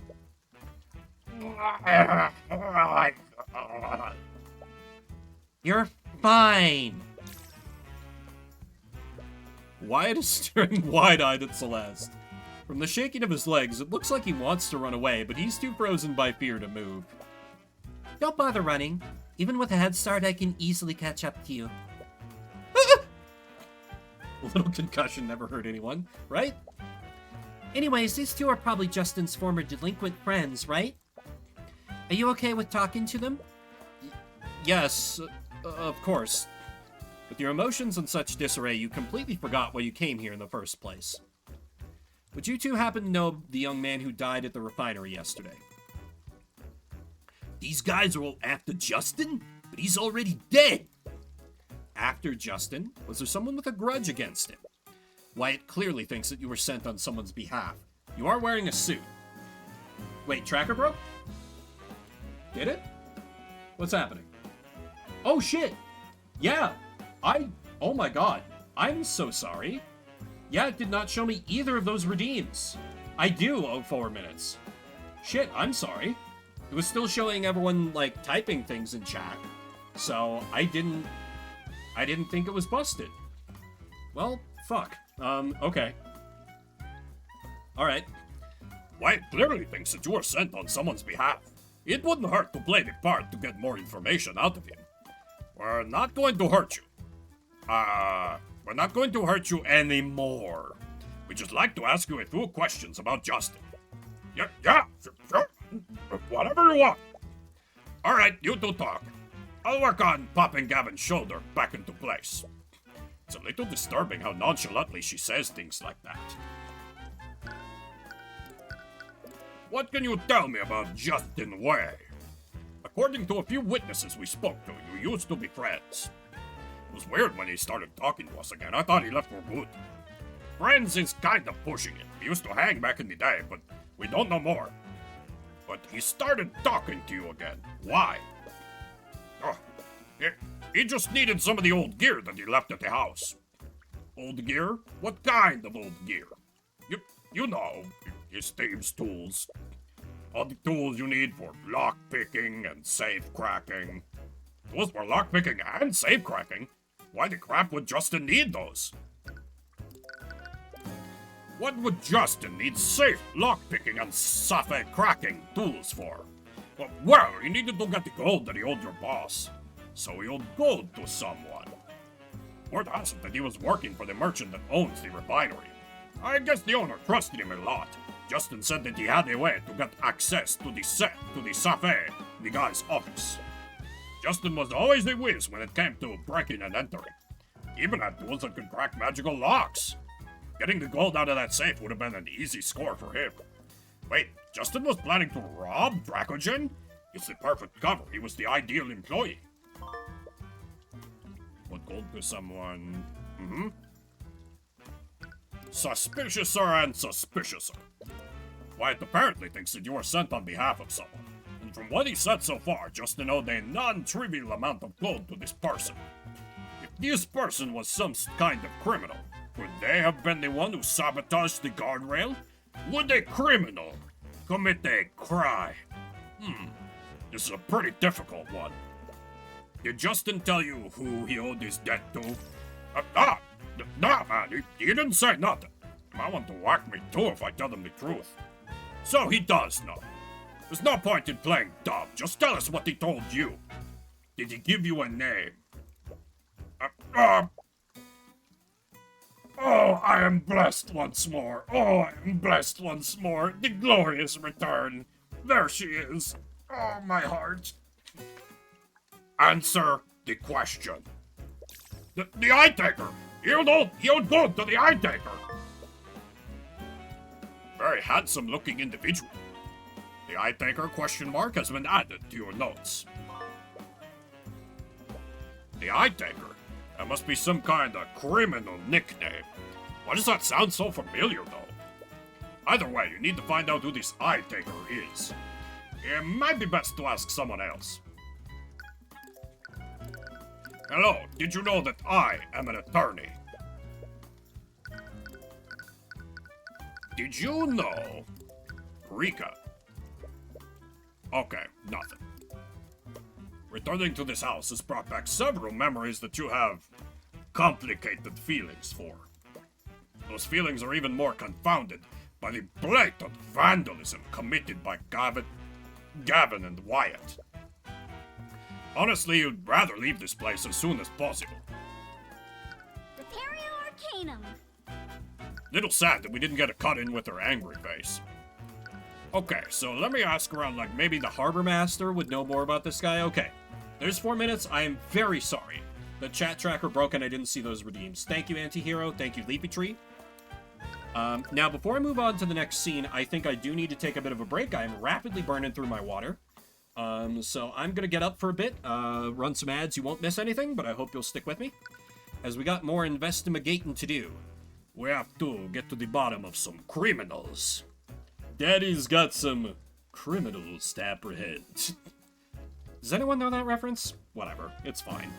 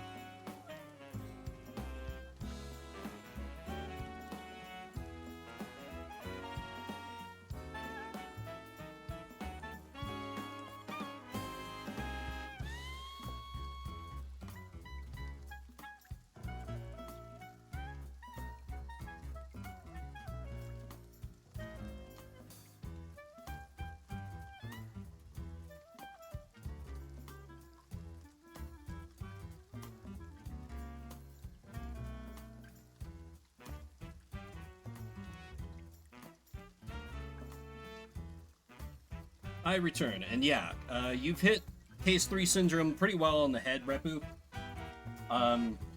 It's often a filler case. And usually, like, they have the reputation in Ace Attorney and in Danganronpa of, like, having kind of some questionable elements to how you solve the mystery. Like, people deliberately being stupid when they have no reason to be or something like that. So, yeah, that whole thing. Speaking of Danganronpa, accidentally knocked over my, Danganronpa figurine when I set down my water bottle, so... Okay. Alright. But yeah, it's a known term in both fandoms. And, like, yeah, I can confirm it's a thing. Third cases in Ace Attorney games are often not that good. And in Danganronpa, I think they're largely, like, okay, but they can be a little weaker. Who would know about this Eye Taker guy? Become cat. I bet the Harbor Master would know about this guy. Hey, Tyrion? I have not, Cody. It's something that I intended to pick up, but I just kind of forgot about it for a while. I saw a group of YouTubers that I follow, like, picked it up recently, and I was like, oh yeah, that game exists. Yeah. Also, morning, Cody. Really? Which one, Repu? Back at the house, what was that all about? I've never seen you get that angry before. You said that it was your house. Yeah, it was my house. It was? Ever since we arrived in this city, you haven't really been yourself.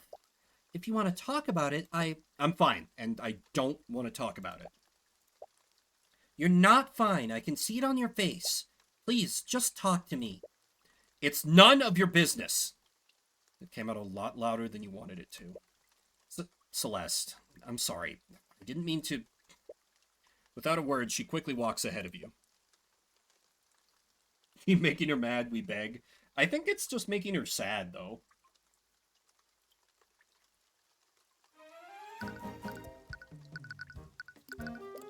Morrison, do you know about a criminal named the Eye Taker? The Eye Taker? Well, where did you hear that name? So you do know about them. I do. I've learned to keep my distance from him over the years. The Eye Taker is the criminal kingpin of this region. Every large criminal undertaking in this region happens under his watch. He's that big of a deal? Of course he is! More importantly, how did you hear about it? From what I heard, Justin Way owed him a huge debt. Justin owed him? I knew he used to run around with a bunch of rogues, but I never imagined. Oh, okay, that's one of the games I haven't played, Repu. By the Scaled Lord. The Eye Taker might be involved in Justin's death. Do you think someone like him could be behind this? Well, there's a saying we have about what happens when you get on his bad side. Let's just say he reminds you of why he has that name. So you know who the Eye Taker is now. And incidentally, I can't help but notice that you have one eye covered. Are you the former Eye Taker? And you retired and became the Harbor Master? Is it like kind of a Dread Pirate Roberts situation? It definitely adds another angle to this case, but there's still some elements of this that don't make sense. You need to take some time to work through it all. You should go talk to Dracogen first. I want to see everything that you've found. And, know that we are going to represent him. We are going to represent him, right, Tyrion? Hello, Mr. Cuthbert. I trust you're doing well. We are. For the most part. We've spent some time looking into the accident and the people who knew Justin. I think there might be more to this case than meets the eye. Oh? You spend some time explaining your findings to Dracogen. He seems troubled when you explain the traces of transmutation that you found on the guardrail. He's even more taken aback when you mention Justin's supposed plan to rob him. This is quite a lot to take in. Are you missing any valuables in your safe right now? No, actually, but What is it? after the accident I did a careful inspection of the building.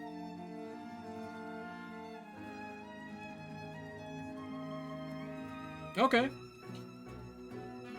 I know some of those words, Repu. When I checked my office, I noticed that the lock on the safe was disengaged. The safe was opened? But you said that there wasn't anything missing. That's right. When I saw the safe open like that, I was already worried that I'd been robbed. But I double-checked the contents. Everything was accounted for. But did someone make a copy of something, say like a proprietary blueprint that you had locked up in there?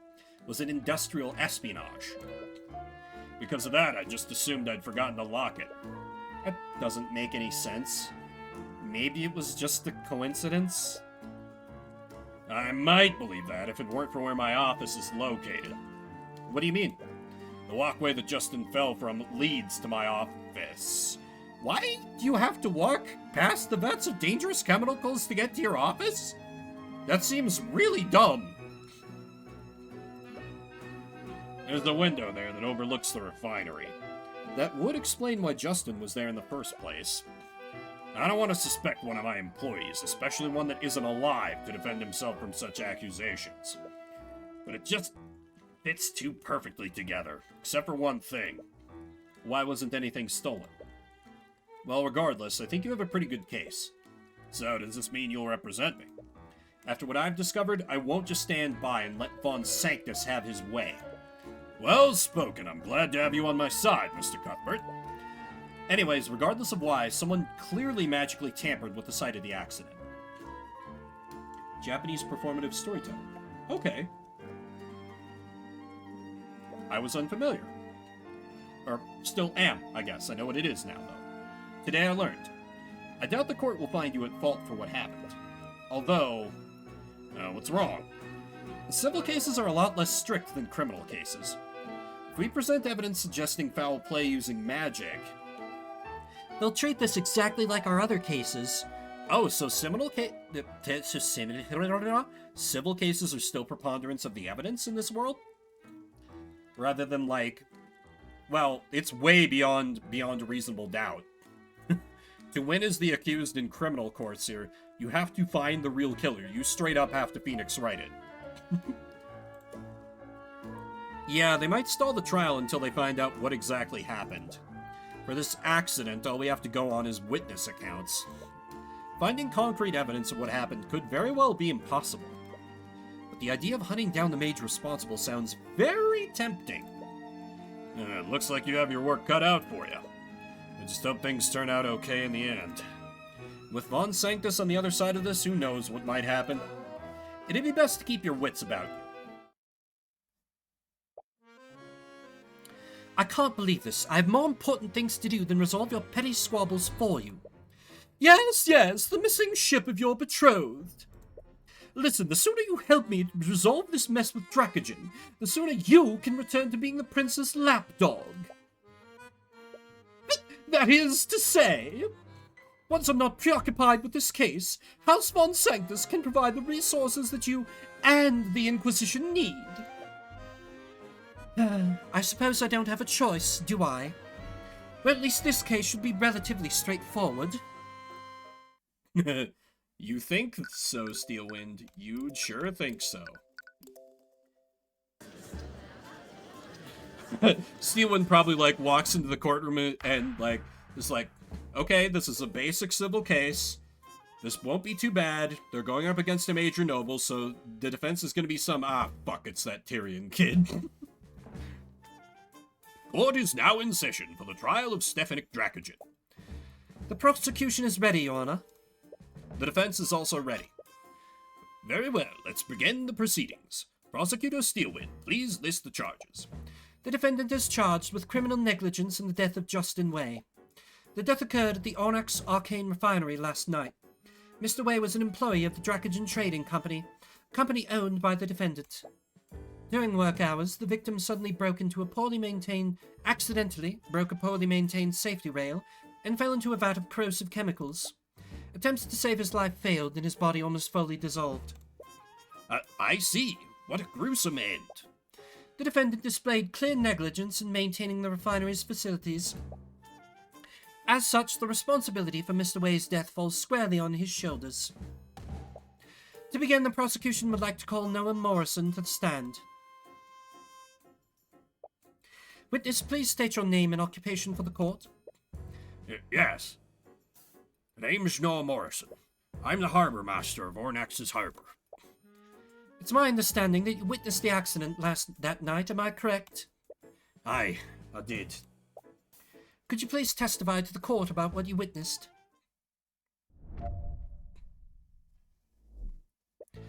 I was showing a visitor around the city. For some reason, he really wanted to see the Ornax Arcane refinery. He was inspecting the machines there when suddenly Mosarika ran up to us. She was desperately trying to tell us something, but there was just too much noise. After a while, she just pointed at the walkway overlooking the refinery. That's where we saw someone fall into that accursed vat.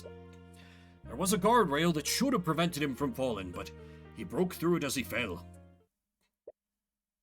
So, there was a safety rail that should have protected the victim. Yes, however, on closer inspection, the city guard found that the rails were extremely rusted. They were clearly poorly maintained by the company. I see. This negligence is the basis of the prosecution's charges. Are you going to present the traces of transmutation that we found? I can't help but feel like there's something in Morrison's testimony that doesn't add up.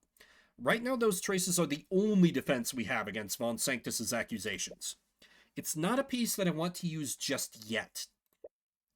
And once you use that piece, who knows how the judge will react. Not much has changed with Morrison's testimony. However, you've collected a lot more evidence since you last spoke to him. Is there anything you found that contradicts his testimony? Nothing is coming to me right away. Let me look through my evidence. On his way to a scheduled meeting, the crimes, try to get the attention, that makes sense, that all lines up. Wasn't supposed to be near the walkway, but that's from our client. There's a blockade. I don't really have too much. Let me just press for now. This was the patron that you mentioned before, am I correct, Morrison? Aye. Aster seemed keen on keeping his identity hidden. It would probably be best to leave it at that. Aside from being a mage, he hasn't given you much reason to suspect him. For now. Are you referring to Mosarika Tudor, owner of the local cafe? Aye. For whatever reason, she was also there and witnessed the accident. Yes, we are already well aware of that. Mosarika's testimony was a lot less detailed than Morrison and Aster's testimony. She was probably more focused on saving Justin than in taking in her surroundings. But are there any points where her testimony doesn't add up with Morrison's? Is there? Fall off the walkway. After seeing him fall, she tried to... Oh! And he's playing it up like that happened before. I see. I get it now. She was desperately trying to tell us something, but there was just too much noise. And this noise came from the machines in the refinery, I presume. Those machines were loud as all hell. I could barely hear myself think with that noise. There was no way I could hear young Mosarika over all that. You mentioned that you saw someone fall into the vat. Did you not recognize the person? Well, I didn't know the lad personally. It was pretty far away. I couldn't get a good look at the person. Maybe you should keep a pin on that detail. Anyways, could you go into more detail about the moment you witnessed the accident? Of course. What did you want to know about? Oh!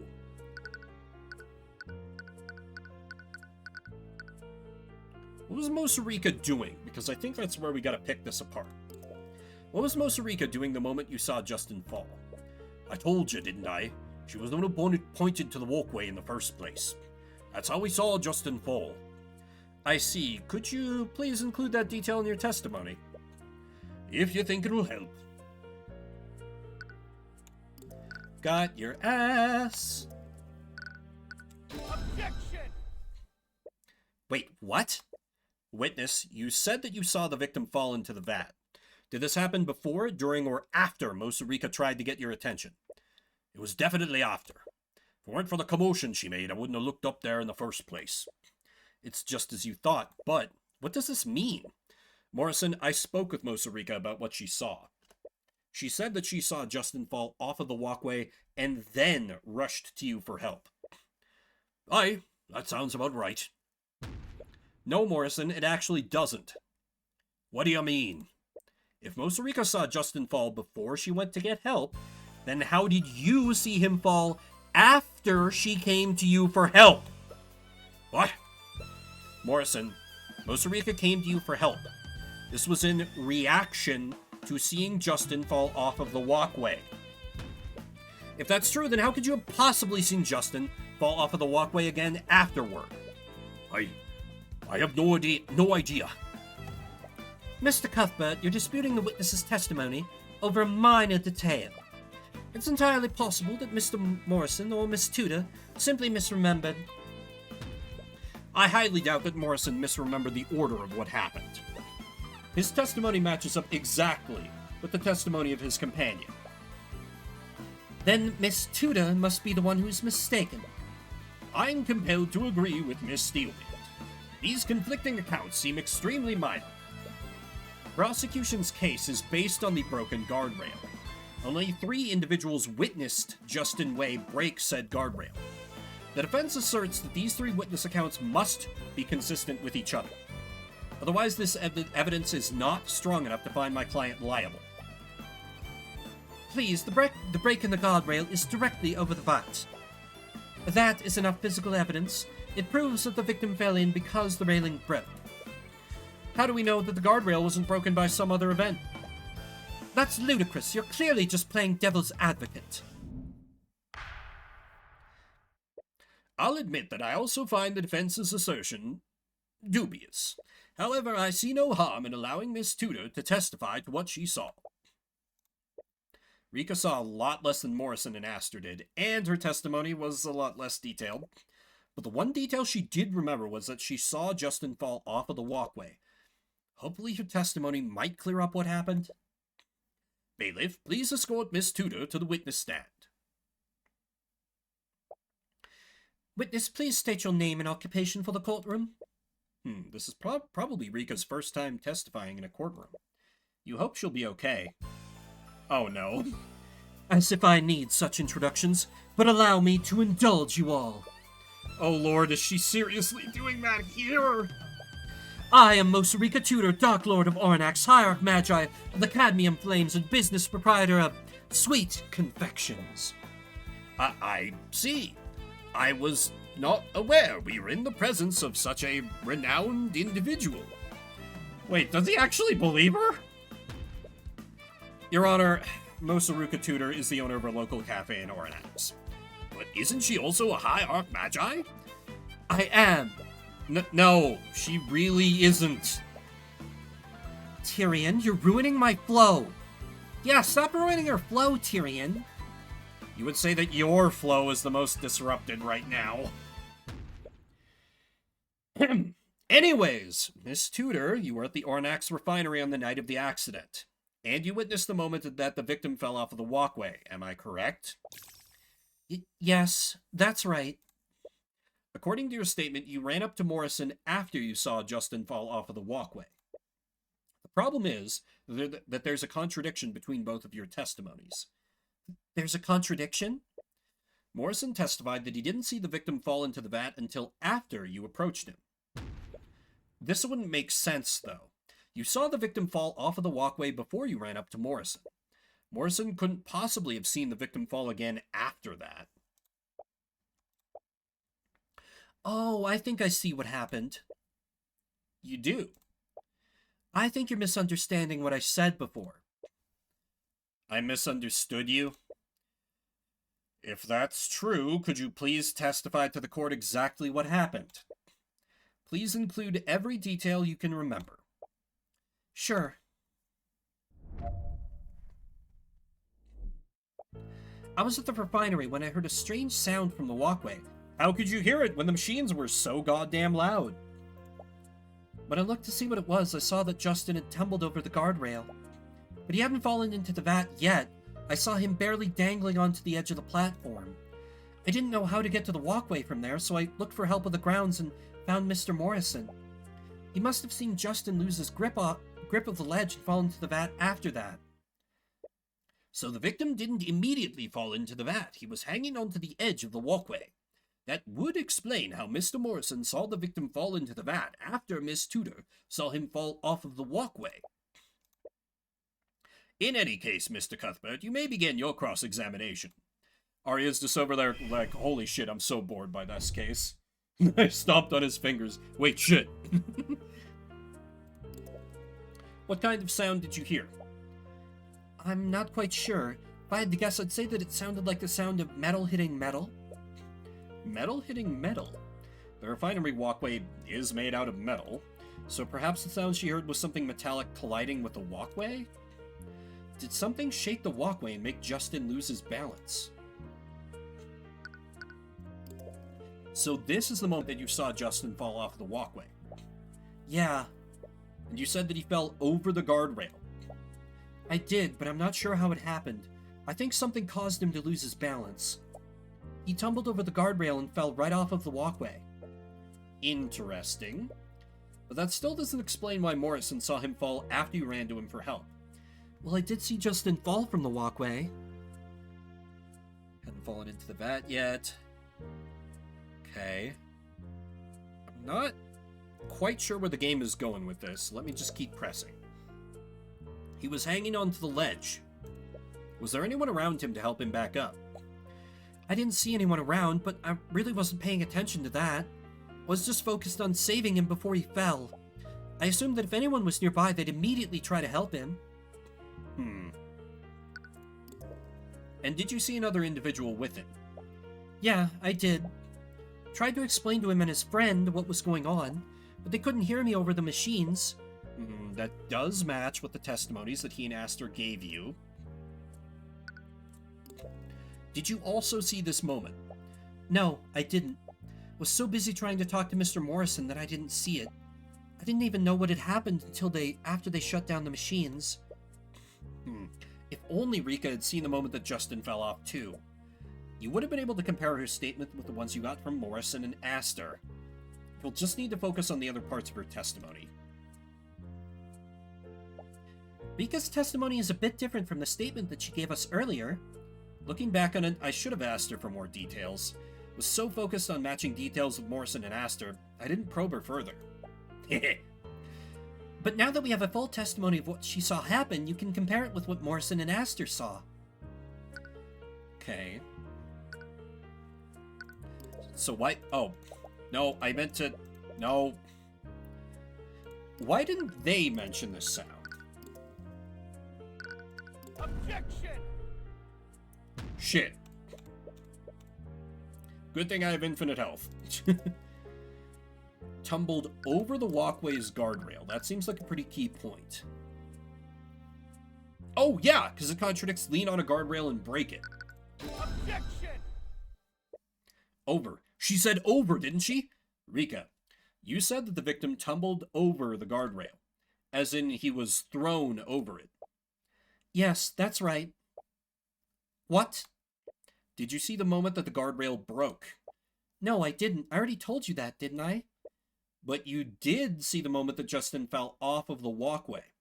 And in that moment, did you see Justin break the guardrail? No, like I told you, I didn't see the moment that the guardrail broke. But that's the thing, Rika. According to Morrison, Justin Way broke the guardrail as he fell into the vat. More specifically, he said that Justin was standing on the walkway when this happened. What? According to the prosecution, Justin Way leaned on a faulty guardrail and broke it, falling into the vat. But that's not what you saw, was it, Rika?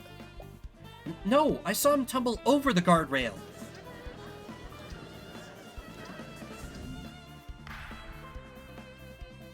I'm afraid I don't see the importance of this, Mr. Cuthbert.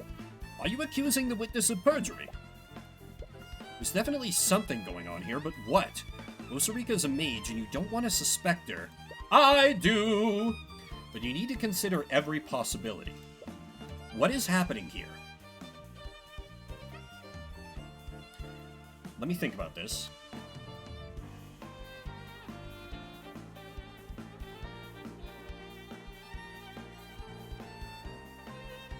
I also had to blow my nose again. What the hell is going on this morning? I think Noah Morrison is lying.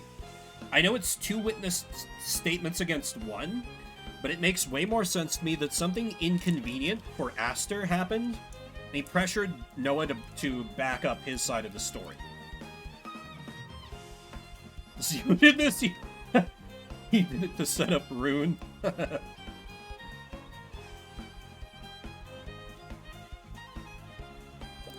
If Rika is telling the truth, then it's possible Morrison could have been lying. No, his testimony is supported by Aster's. They both had nearly identical accounts of what happened. They coordinated their stories, come on! Even if they were somehow corroborating with each other, their statements are too similar. That's what makes it suspicious. You're not thinking about this the right way, Cuthbert. Morrison must have been telling the truth.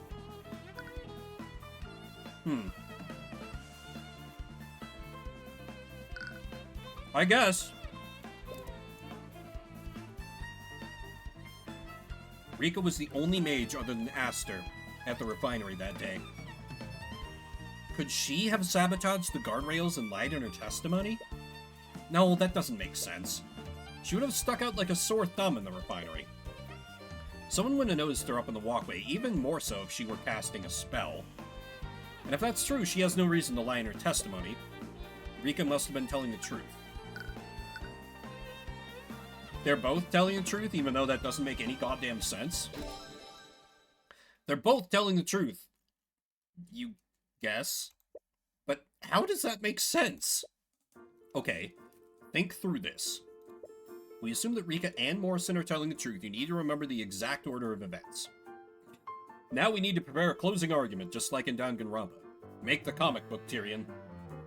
First, Rika saw Justin go up the walkway. She saw Justin fall over the guardrail and went up the walkway. Justin was able to grab onto the walkway ledge. That's when Rika went to look for help. This is when she ran into Morrison and Aster. Trying to tell us something.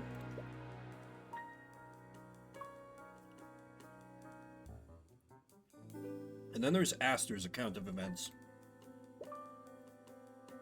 Might have been unconscious, couldn't see anything, too dark, didn't see his face. Aster and Morrison couldn't see Justin's face. That one detail of their testimonies never sat right with you. But you dismissed your suspicions. They found Justin's body in the vat, after all.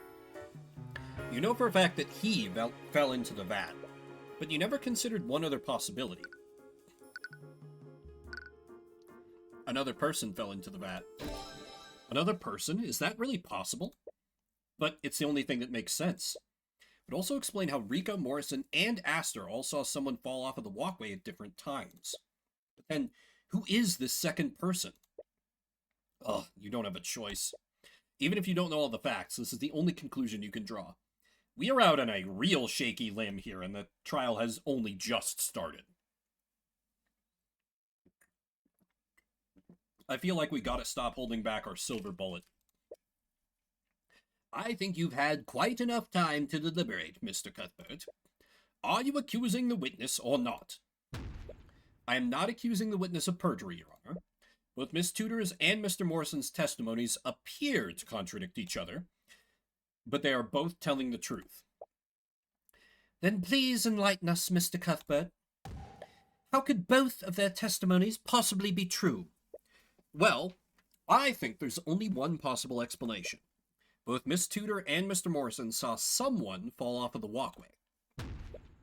But the person that Miss Tudor saw and the person that Mr. Morrison saw were two different people.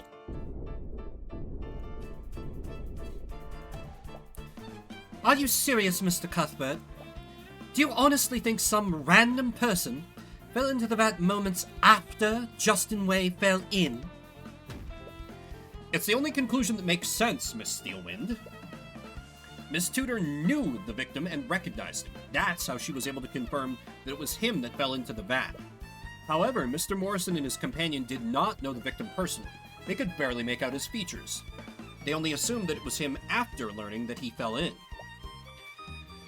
Please, it's far more likely that Miss Tudor is simply mistaken about what she saw. What? No, I'm sure I saw Justin tumble over the guardrail.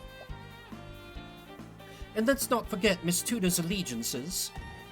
As a beneficiary of the Dracogen Trading Company, She has every reason to confound this case in the defendant's favor. But that's not... That's a really good point. It's a really good way to harm witness credibility. That's enough. This is a civil case, Mr. Cuthbert, not some murder mystery for you to throw wild theories towards. This was clearly an accident. Looks like you don't have a choice. You're gonna have to use your trump card. You have one piece of evidence that implies that this wasn't a simple accident. Objection! Are you sure about that, Your Honor? What? Justin Way's death was reported as an unfortunate accident. As a result, the city guard put minimal resources into their investigation. More specifically, there was no reason to call in the Arcane Inquisition. What are you talking about now? Why would the Inquisition be... No. Are you saying that... Unlike the Ornax City Guard, I have a mage capable of casting Detect Magic. My bodyguard, Celeste McCoy, scanned the crime scene for magical traces, and she found traces of transmutation on the broken guardrail. Traces of magic were found at the crime scene? But that would make this a potential homicide, Your Honor. This is ridiculous. The accident took place within an arcane refinery. Those traces could have easily come from the purification process. Miss Steelwind, these traces were found only on the guardrails that Justin broke. We didn't find them anywhere else. We can't be certain of what happened, but it's clear that a mage used magic near the scene of the accident. Foul play may have been involved. So my theory of another person falling into the vat is entirely possible. And also insane. My client is not at fault for the guardrail breaking. Considering this shocking revelation, there is still much we do not know about Justin Way's death. With that said, I have no choice but to suspend the trial of Von Sanctus versus Dracogen. You had a feeling that this would happen. Just like your other cases, the court won't pass a verdict unless a culprit is found. The court will give the Arcane Inquisition time to investigate the scene and these supposed magical traces. We'll resume the trial in 2 days. In 2 days' time. Court is adjourned. Steelwood's like, I barely said anything. Well, at least we survived the first day. But it kind of feels like we're back to square one. Yeah. The Inquisition will get involved. They know that magic played a role in what happened. If you want them to dismiss the case against Dracogen, you're gonna have to find out exactly what happened. If that's even possible. Ah! Hey, are you okay? Feel a headache coming on. Yeah, I think I'm just tired. Well, this day has been exhausting. It's pretty late. Should we just head back to the inn and continue the investigation tomorrow? No. I want to take another look at the refinery before the Inquisition gets there. Ah! The throbbing pain in your skull seems to disagree with you doing that. Where is Goth Girl? I know she's here being like, no, you don't want to go there yet. Yeah, no, we're heading back to the inn. I'm fine. Really. Tyrion, I know you're anxious about the trial, but you need to get some rest. Celeste, it's fine. It's not. You're gonna work yourself... Would you just stay out of my way? Again, your voice came out louder than you meant for it to. Fine. Whatever. Do what you want. It's this damn city. Being back here is really getting to you. It's all the more reason to get through this trial as soon as possible. Soreness in your head doesn't seem to be going away anytime soon. Perhaps she's right. You'll be better off investigating the scene after some rest.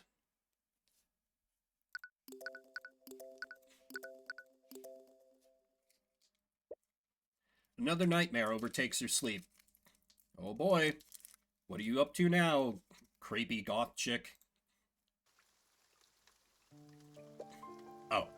You clutch the note tightly in your hands as you read it. I'm sorry, Tyrion. There were so many things that I wanted to tell you, so many things that I wanted to show you. But I'm afraid I can't do that now. I need you to be strong now. This world is bleak, merciless, and unforgiving. But I've seen you. I know how bright the light within you is. Use my eyes. Peer beyond the divine gate as I once did. Use it to reclaim the future. Her eyes? I don't understand. It doesn't matter. All you have to do is stop the execution. If you can just distract the knights long enough, you can save her and run away. You'll have to abandon your home, but at least she'll still be with you. As you try to sprint towards the gallows, the knight grabs your arm and pulls you back. Hey kid, you can't cross this point. Hey, stop that! You fruitlessly try to break his grip by striking him with your bare hands, but he barely feels anything through his armor. You continue delivering blow after blow to him, but it does nothing. Your knuckles start to bleed. Irritated by your behavior, the knight pins you to the ground. Damn kid. You desperately struggle against him to no avail. And from this position, you have no choice but to watch what's happening. Wait! Stop! You make eye contact with your mother one last time. Her body goes limp.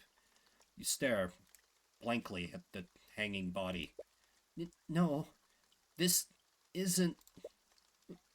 Mom? You clutch her note tightly in your hand. You feel a comforting yet fleeting warmth from it. Mom! Tyrion? Celeste! You snap back awake. It was another nightmare. You notice the tears are streaming down your face. You quickly try to bring up your sleeve to wipe them away, but you realize that Celeste is firmly gripping your hand. What? Why are you... Sorry. You were shouting in your sleep, but you seemed to calm down a little whenever I held your hand. So, I've been doing that. Oh. Tyrion, are you okay? You're not. You've been acting weird since we arrived in Ornax. It's nothing. It's not nothing! Does it have something to do with your mother? The past 2 nights you've been calling out for her in your sleep. Please, just talk to me. I'm your friend, aren't I? You never even realized it. You didn't have many people in your life after you left Ornax. You only had Miss Timora, and she never wanted to talk about what happened. But Celeste, she's been there since you started your career. Of course she's your friend. It all happened a long time ago. We lived here together in that old house. My mother was a merchant and a mage. Your mother was a mage? But I guess the gift of magic skipped my generation. I could never use it. About 10 years ago, my mother's business partner was found murdered. And they found traces of magic at the crime scene. They thought that your mom did it. Miss Timora was my mother's defense attorney for the trial. She did everything she could to get her acquitted. But she could never find the real culprit. They found her guilty of first-degree murder. Tried to stop her execution, but your voice starts breaking. Tyrion. Sorry, Celeste. What? Coming back here has brought back so many memories. I thought that I'd already moved on from what happened. If I could just keep saving people as an attorney, then maybe I could put all this behind me. But I'm back in Ornax, and those feelings are still so fresh in my mind. It's like I'm still the same powerless child from 10 years ago. I know that I've been taking that out on you. I'm really sorry. Don't be. I get it. I know what it's like to lose someone like that. She does, doesn't she? When my dad was murdered, you were there for me. If it weren't for you, I would have still believed that he died hating me. Celeste, Celeste slowly clasps your hand within hers again. Feels warm and comforting. Has this been the warmth you've been feeling for the last few nights? So, just let me be here for you. You can feel yourself dozing off. You have to snap yourself back awake. Sorry, the last few days have been a little tiring. It's okay, just focus on falling asleep. I'll stay with you for as long as you need me to. I'm also feeling pretty tired, though. I'll just rest my eyes a bit.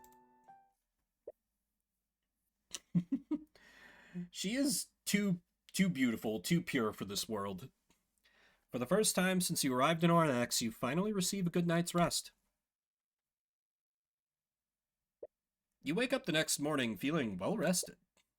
You feel almost a little too rested. You feel really reluctant to leave the comfort of your bed.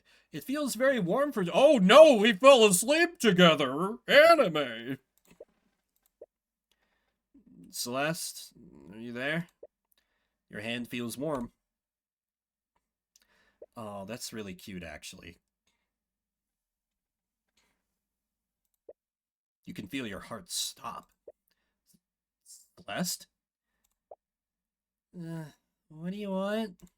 Her eyes slowly open as she awakes from her equally restful sleep. She drowsily scans her surroundings. You both dart out of the bed. So, you seem to be doing better. You're okay, right? Yeah, thank you for last night. Poor phrasing.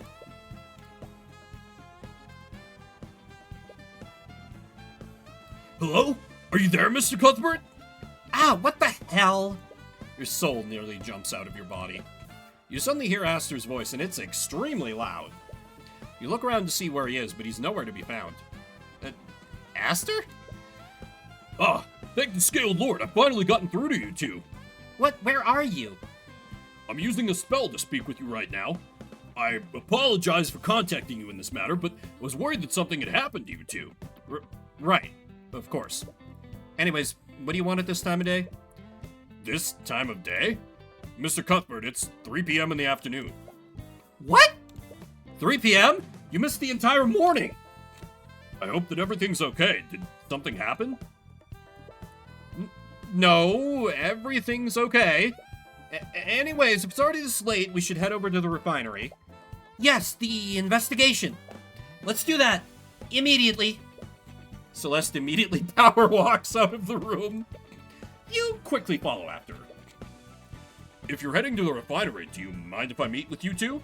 There's something that I'd like to ask you. Sure. Wonderful. I'll see you at the town square. You quickly meet Aster in the town square while you walk to the refinery. You and Celeste walk to your destination with purpose. A little too much purpose. It's almost as if you're both trying to distract yourselves from something. Every time you make eye contact with Celeste, she quickly glances away. Things are a little awkward, but you much prefer this over the tense mood between you two yesterday. Anyways, Aster, what was that spell you used earlier? Let you speak with us without being there. Oh, that? That was a conjuration spell. It's called Send Message. I just feel a little bit uneasy that you can just contact us out of the blue like that. More importantly, you're a little worried about what it might have seen.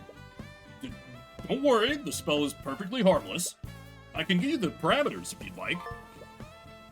Duration 1 hour. 30-foot radius of the target.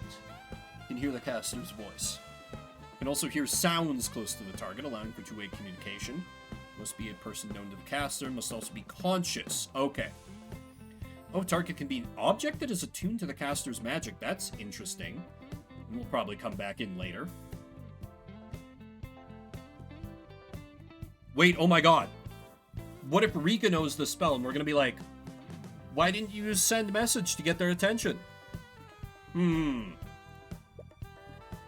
It looks like it only facilitates communication. He definitely didn't see the embarrassing state that you two were in. By the way, I'm not trying to be rude, but why are you following us? Oh, yes. I was still trying to think of the proper method to ask you. But you both seem to be on edge at the moment. What did you want to ask us? You already told me about the traces of transmutation at the refinery. But the trial yesterday really highlighted the significance of that. I simply can't stand by if I was a witness to a murder. And? May I join you on your investigation? You're questioning his motives. For a variety of reasons. He was the only other mage that was at the scene of the crime. Between him and Rika, you definitely trust Rika more. Alright, I see no reason why not. Celeste shoots you a concerned look. You subtly gesture for her to keep an eye on Aster. She nods in acknowledgement. Aster is your prime suspect right now, and he has to be aware of that. But if you keep him close to you, you might catch some dissonant thoughts through the eye. You're right. Oh, no, I think that was there before. You arrive at the refinery and see that several knights from the Inquisition have already arrived. You glance at the damaged walkway and see Commander White there with a few of his knights. He seems to notice you too, but he only pays you a passing glance. Ah, Mr. Cuthbert, I've been waiting for you.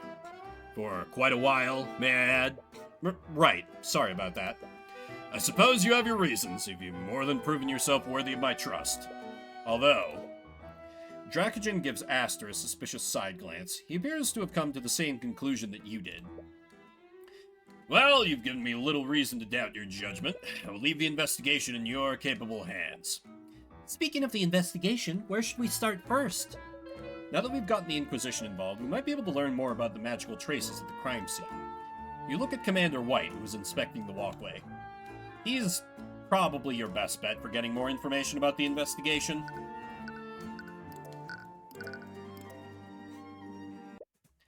Oh, it's you two. And who's this? Wait, the hell? Commander, please don't... What the hell are you two doing with the Crown Prince? What? Ah, it appears that my cover's been blown, as they say. Did he just say that you're the Crown Prince? Yes, my full name is Aster de Wyverngard IV, heir to the throne of Wyverngard. Oh boy. The heir to the throne is our prime suspect. This entire time you've been speaking to the heir to the throne? I was hoping that it wouldn't come to this. Oh, sorry, your, Majesty. Please, none of that. I would much prefer if you all continue to call me Aster. No, I could never. You've never seen the commander this flustered before. Why did you find the need to hide this from us? Oops, wrong growl. I didn't want you to think less of me. I admire your work, Mr. Cuthbert, which is why I was afraid you wouldn't speak with me if you knew the truth. In a way, he was correct to assume that. As a member of the royal family, he represents everything that you and Miss Timora are fighting against. So, Angry, I need to take a bite of chocolate.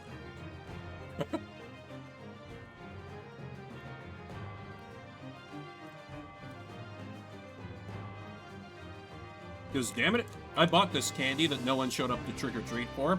It will get a use. But he does look like a sincere and genuine person. At the very least, you haven't seen anything incriminating through the Eye of Horus. Anyways, this complicates things greatly. Esther's your primary suspect, so if he did commit the murder, you would have to implicate a member of the royal family. A nobleman is one thing, but would it even be possible to convict the Crown Prince? Probably not. Well, no matter what, you won't stop seeking justice. Not one of Nick Cage's better movies, Seeking Justice. But the hungry rabbit do be jumping.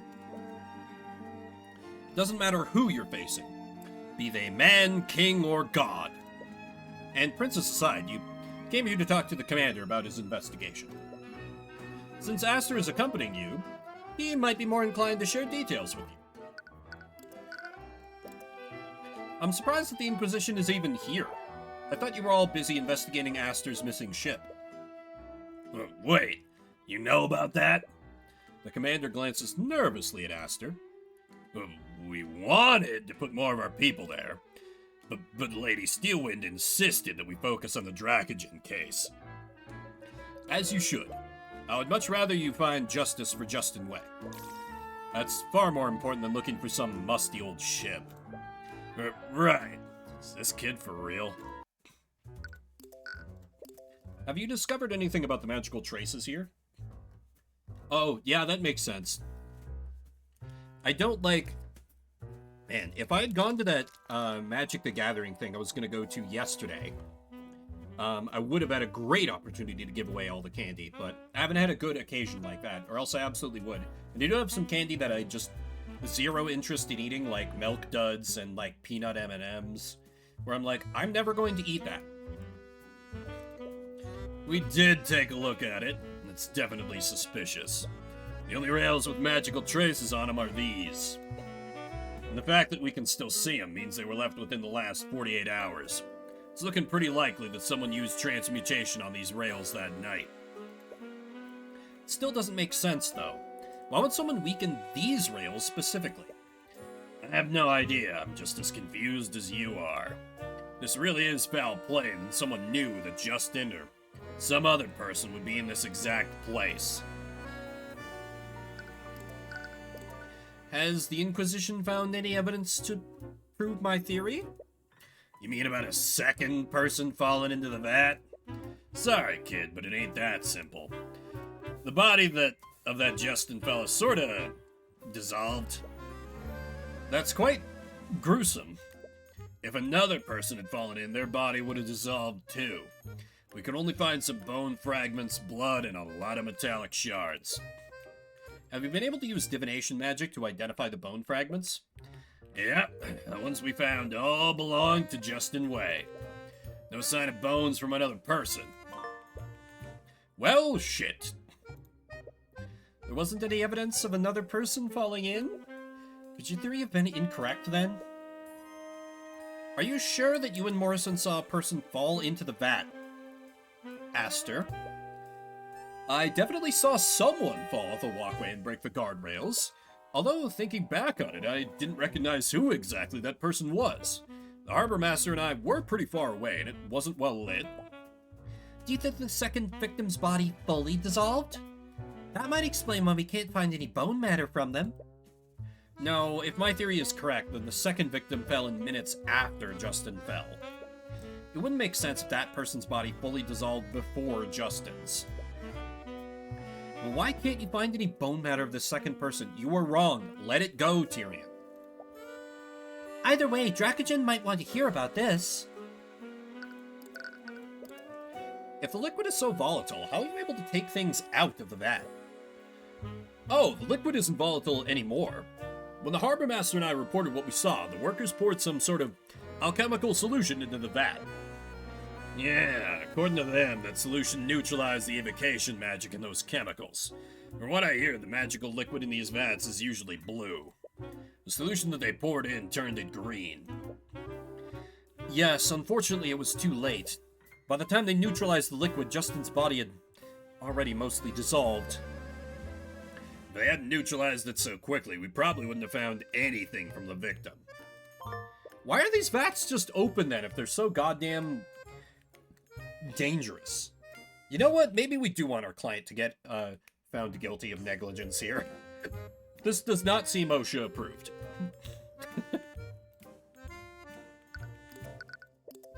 I still can't believe that you've been the crown prince this entire time. I wasn't trying to deceive you. I was just worried that you might treat me differently if you knew the truth. Oh, right. Should I call Steelwind over here for you? She'll probably want to see you. No, I think it would be best if you didn't. Oh, I remember now. You're the crown prince that makes Prosecutor Steelwind your fiancé.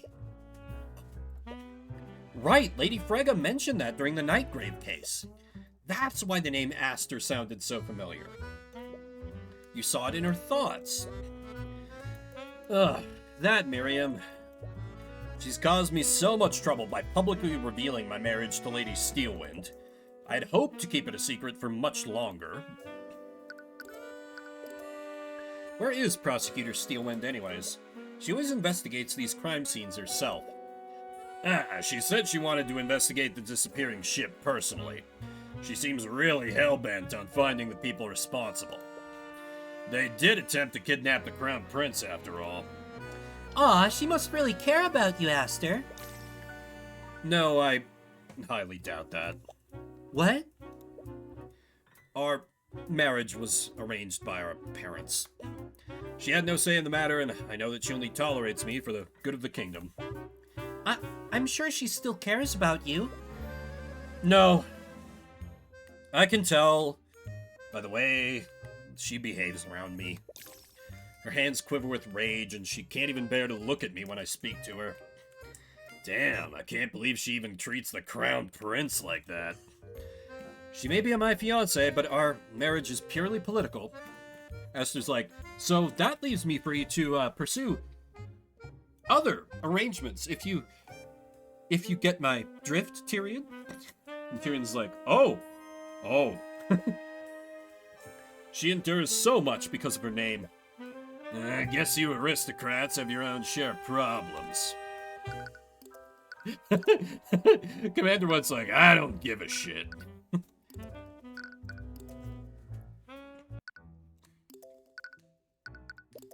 Drakgen, we spoke with the Inquisition about what they found in the vat. They could only find bone matter belonging to Justin. Well, that, and several metallic shards. Courtesan of the Arcane? I love it. What? That can't be right. I know, I was hoping to find some hard evidence to prove my theory. I'll have to find another approach to prove it. No, that's not what I meant. There shouldn't be any solid matter in those vats. Are you talking about the metallic shards? I just assumed that there was some kind of magical byproduct. No. The refinement process requires that everything in that vat remains a liquid. His tools, his thieves' tools. Solid matter would absorb the liquid's magical properties and taint the entire batch. So those metal shards weren't supposed to be in there. Do you think they came from the broken pieces of the railing? Possibly. We'll want to double check with the commander to be sure. But this is definitely strange. You'll need to take a moment to work through all of this. From what Drakgen said, there shouldn't have been any solid matter in those vats. We've already confirmed that the bone matter they found came from Justin's body, but that leaves another question. How did metallic shards appear from the vat? Justin Way murdered the vat. Was thrown into the vat. What? Oh, a metal object was thrown into the vat? Okay, a metal object was thrown into the vat. Yeah, I guess that makes sense. Whatever that object was, it probably dissolved into the shards that Orym found. That's the thing, though. What should the magical liquid have done to the object? The magical liquid in the vat was extremely volatile. It was destructive enough to reduce an entire human body to a few shards of bone. Vat liquid should have completely destroyed the vat liquid. The object would have been completely destroyed. We shouldn't have found any metal shards in the first place. Right, but we did find them. How do you explain that?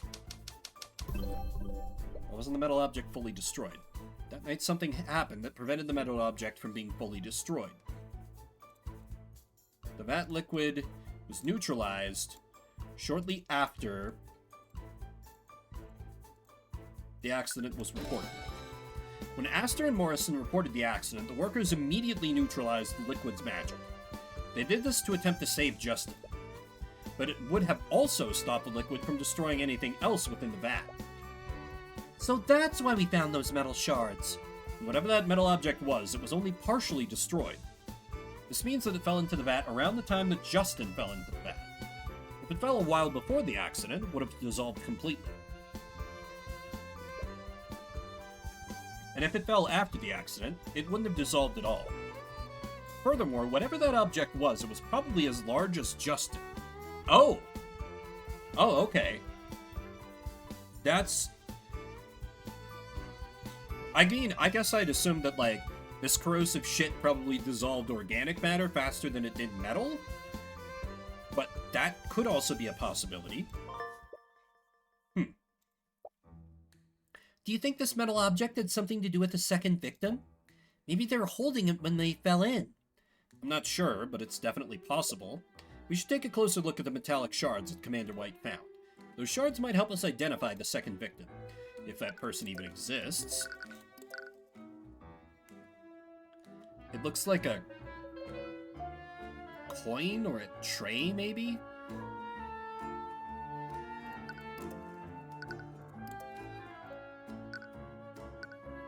I don't... I got nothing so far. I'm quite pleased with your work during the trial. I'm glad I put my trust in you. Thank you, but we're still a long way from getting your case dismissed. And showing the possibility of a murder definitely made things much more complicated. I see no reason to blame yourself. You merely played the cards that you were dealt. Honestly, I'm still trying to make sense of what happened. Do you have any idea who the second victim might be? I have no idea. But all of my other employees are accounted for. I doubt that it was anyone who worked for me. But then who was it? Could it be the Eye Taker?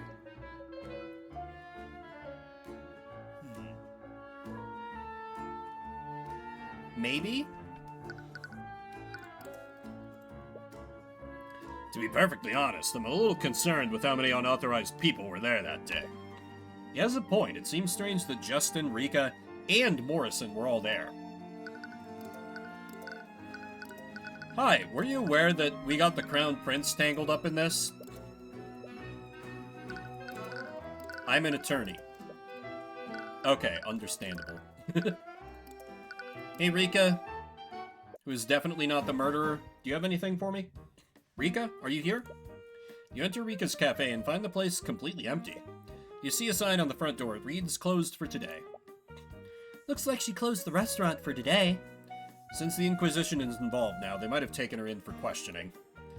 I really wanted to go into detail about what she saw, but it looks like we'll have to go somewhere else.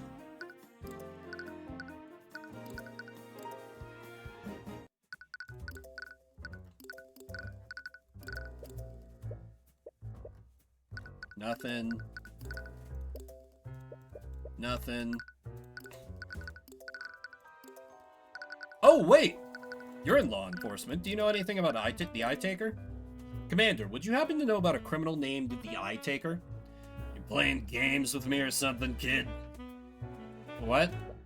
Well, I don't know nothing about no Eye Taker. Okay. Okay. That was weird that that's how that happened.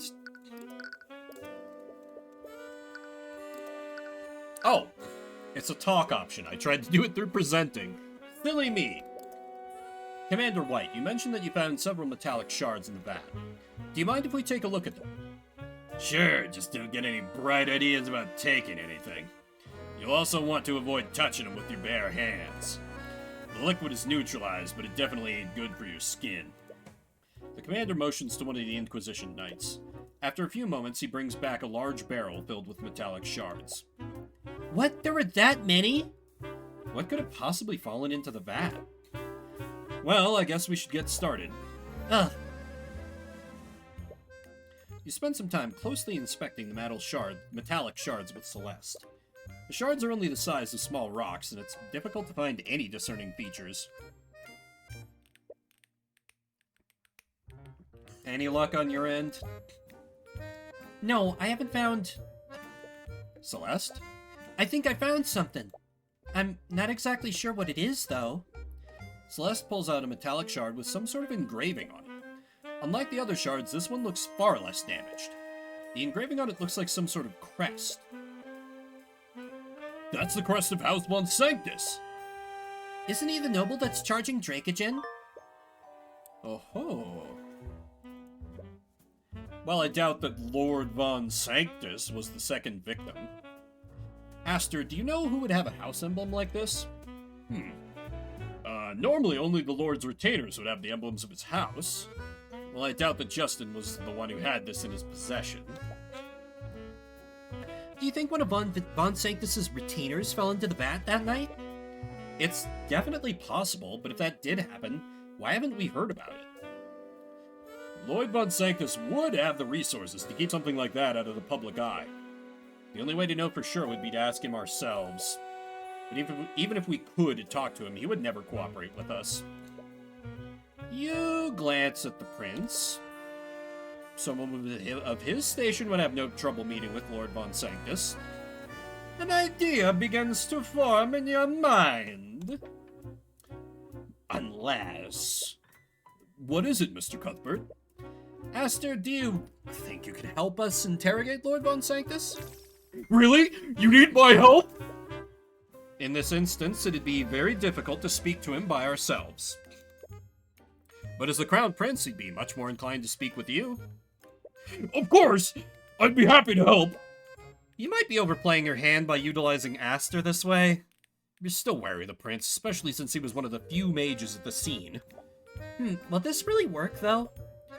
It's not ideal, but it's the only lead we have so far. But it still bothers you. Why haven't you found any bone matter from a second person? Let it go, Tyrion. You were wrong. Maybe you're overthinking it. You should pursue every lead and see where it takes you. And to do that, you need to find out where Lord Von Sanctus is. This can be the problem when you form theories too quick in an investigation. I know I do this all the time, and it's partially for entertainment value when I'm trying to pick apart a plot or like a mystery in any of the games I play. It's partially to let y'all know where my thoughts are, and partially for entertainment value, so if I'm horribly off the track, everyone who knows the game can be like, oh, look at this fucking idiot. Or if I'm on the wall, they're like, what? How?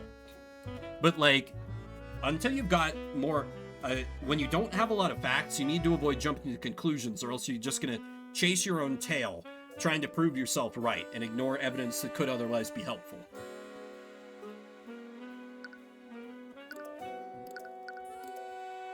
Oh hey, Von Sanctus Manor. So this is Von Sanctus's house. It'd be more appropriate to call this building a palace rather than a house. What's that smell? As you head further into the manor, you're hit with a very pungent and sour odor. It almost burns the interior of your nostrils every time you inhale. Well, we're here.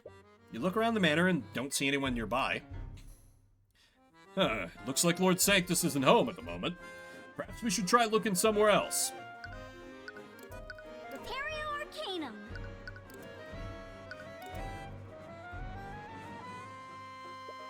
A long flight of stairs leads to the upper parts of Von Sanctus's manor. You're a bit tempted to snoop around, but it'd be best not to take such risks. Fair enough, Tyrion. Maybe you're randomly in the town square. Wow, okay. We mustn't let such idealistic notions throw our nation into chaos.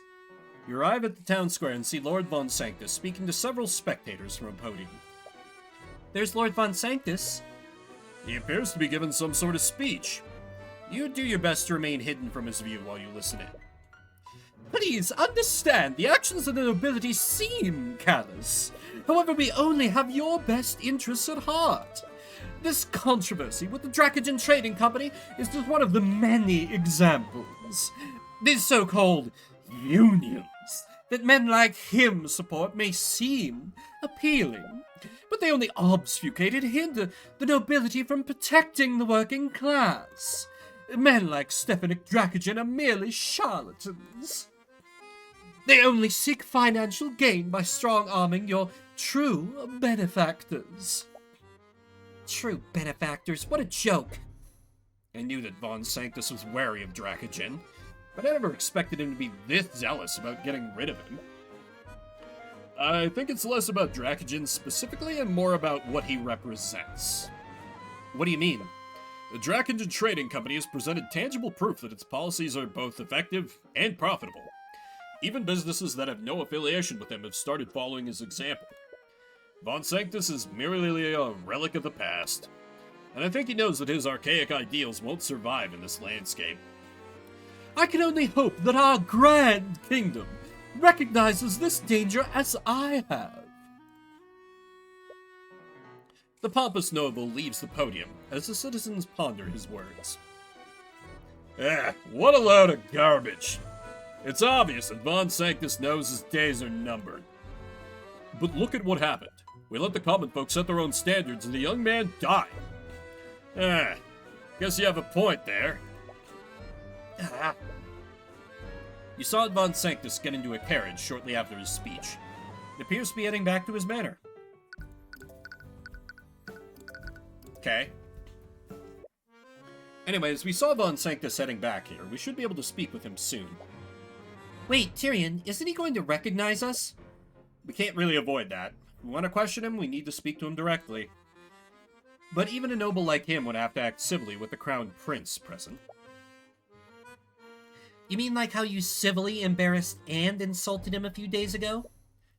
Right, you completely forgot about the chess tournament. Well, it's not as if we can hide our identities from him. I faced him in the chess tournament, and I'm Dracogen's attorney. He knows what we look like. What we look like? Wait, that's it! What? Illucio. Wait, what do you... Wow, that's quite impressive, Celeste. Right? I've been practicing that one. What are you two talking about? I think you should see for yourself. The prince gestures towards a nearby mirror in the hallway. You reluctantly approach it. Just what exactly did Celeste do to you? What? Why do I look like Ritz Rudolph? It looks great, right? Eris taught that one to me. Do you honestly expect him to fall for this? He's probably a powerful mage. He'll see right through this. Are you telling me that the Crown Prince is here? Why didn't you notify me sooner? You hear Von Sanctus shouting at his attendant from down the hallway. He seems to be quickly heading this way. Uh-oh. You might want to disguise yourself as well, Celeste. Don't encourage her. This is extremely illegal. Right, Look, you should just dispel this ridiculous disguise and... He's almost here. I can't think of anyone. I'm terribly sorry for keeping your highness waiting. Illucio! What was that? Well, what are you talking about? Yeah, committing crime to a team. It's fine. Our best bro, the prince, is just gonna pardon us afterwards. This is not corrupt at all. I could have sworn that I heard something. She just goes with Steelwind. God damn it. Celeste, please. I didn't hear anything either. You must be imagining things. Scaled Lord help us. Of all the people she could have chosen. At least she's able to mimic her voice well enough. Not perfectly, but well enough. Oh, Lady Steelwind! I wasn't expecting you until much later. Well, I do not answer to you. I shall do as I please. Yes, I suppose you have a habit of doing that. Surprisingly, it doesn't look like he's seen through your disguises. He must have other things on his mind if his guard is down like this.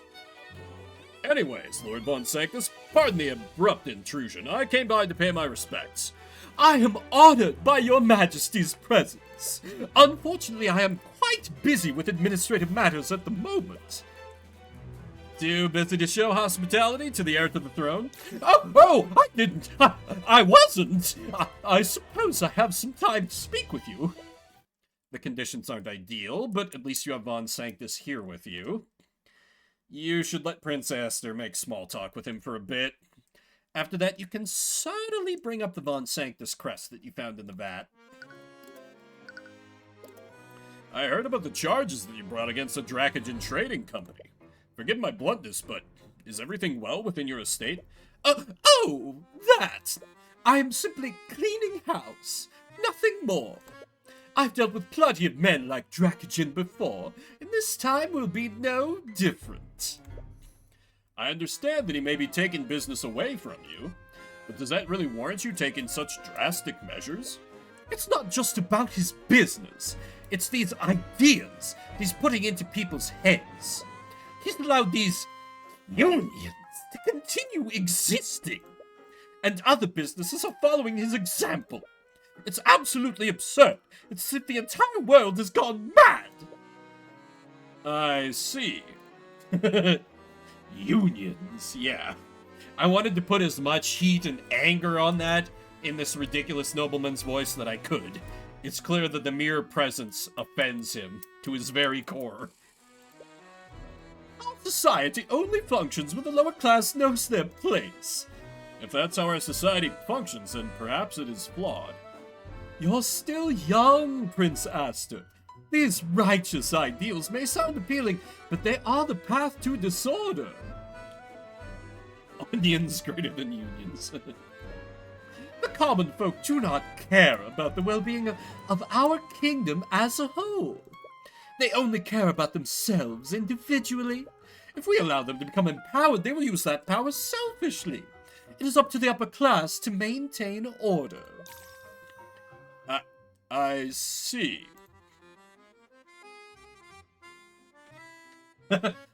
With a union, you can get more onions, it's true.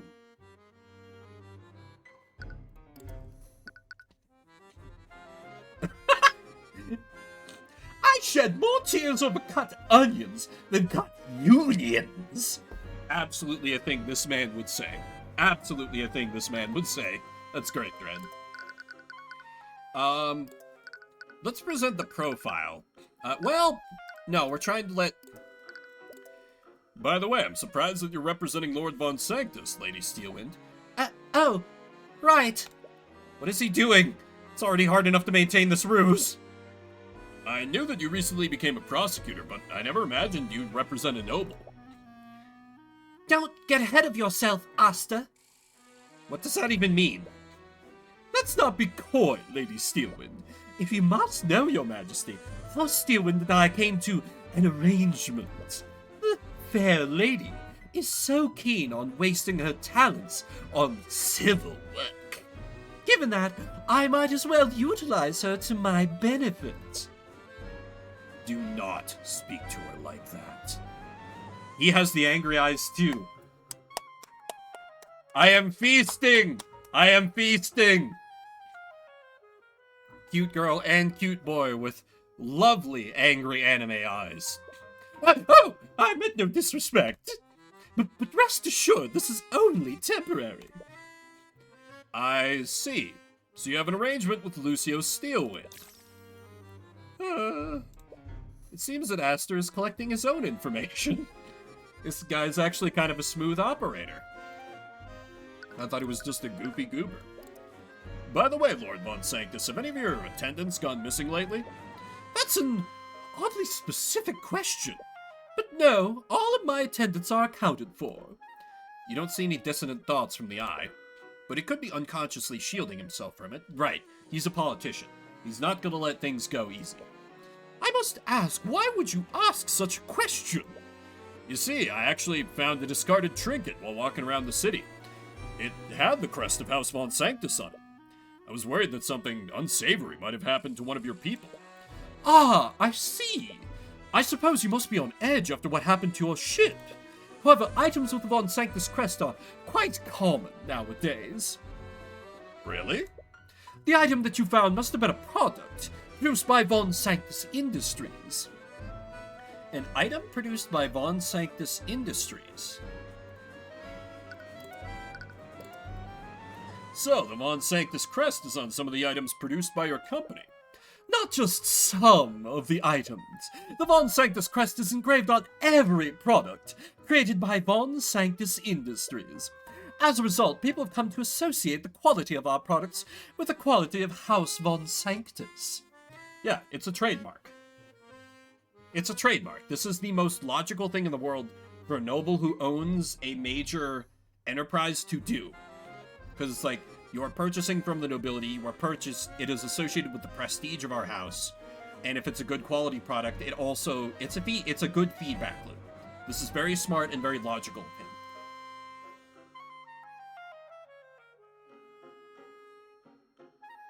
I had to blow my nose again. Or at least they did, until hacks like Dracogen came out of the woodwork. So in other words, it's just branding. What type of products does Von Sanctus Industries produce? We used to produce magical accessories for mages, but now we produce all manner of products. products. As head of commerce in our kingdom, we've diversified our holdings.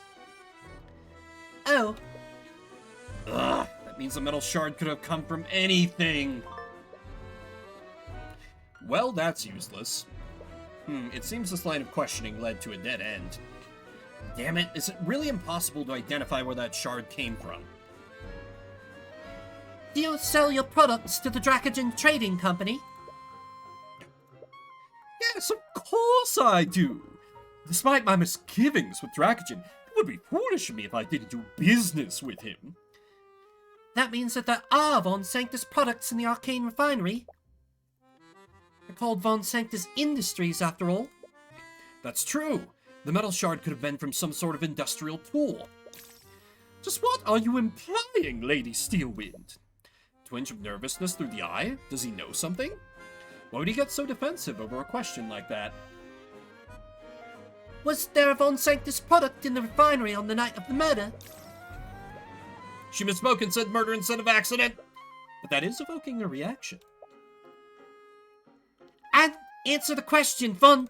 Celeste attempts to loudly slam the tip of her cane on the ground, only realize that her cane isn't actually real. She loses her balance and trips over a nearby vase. The vase shatters on the ground, creating quite a mess of broken shards and water. So, Lady Steelwind, are you okay?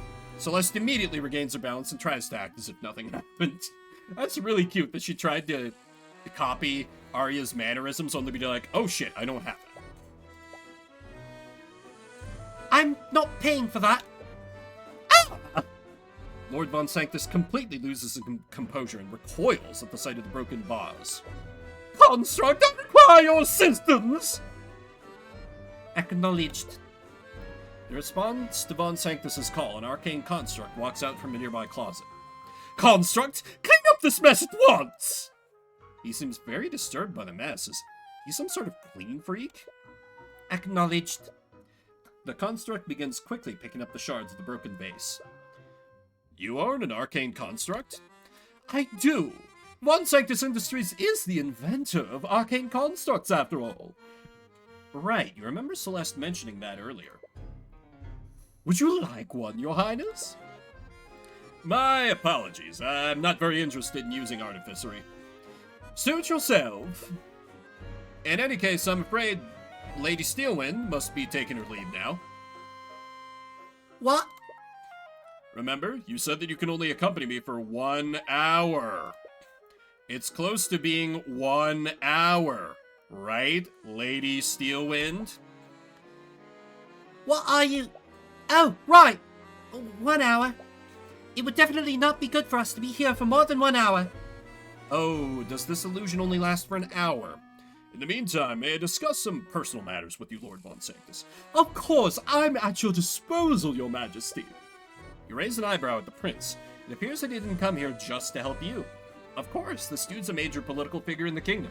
He's gonna, yeah, this guy may be a fanboy of Tyrion, but he's not an idiot. I like the prince. He's good. This guy's a lot sharper than I thought at first. But you suppose that you've gotten all the information you need out of Von Sanctus. It's time to move on to the next lead.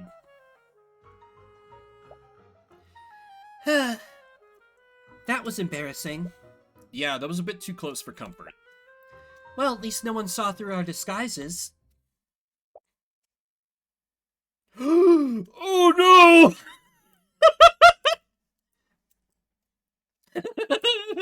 This is too good. This is too good. Are you in attendance here? Please notify Lord Von Sanctus that I... The real Arya Steelwind walks through the front door of the manor, just as you are about to exit. She immediately stops in her tracks upon meeting her doppelganger.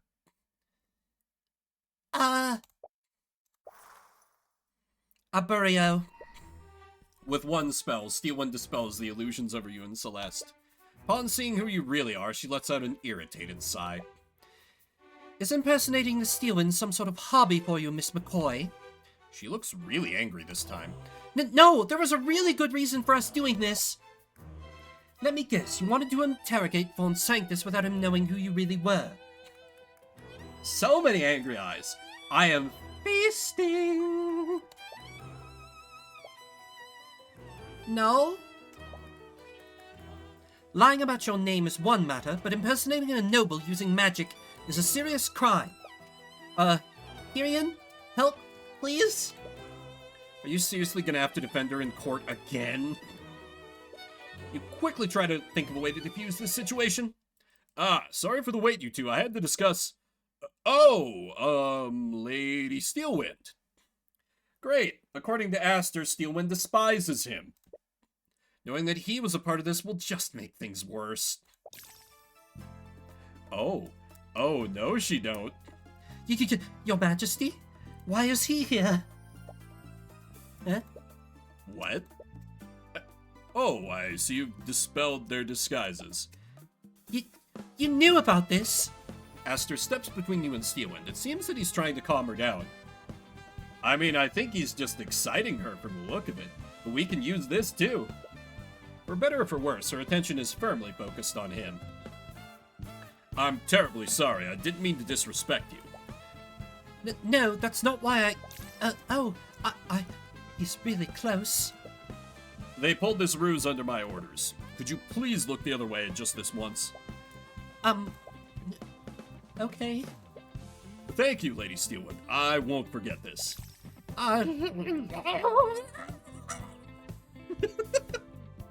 This is the best thought we've gotten in the entire game.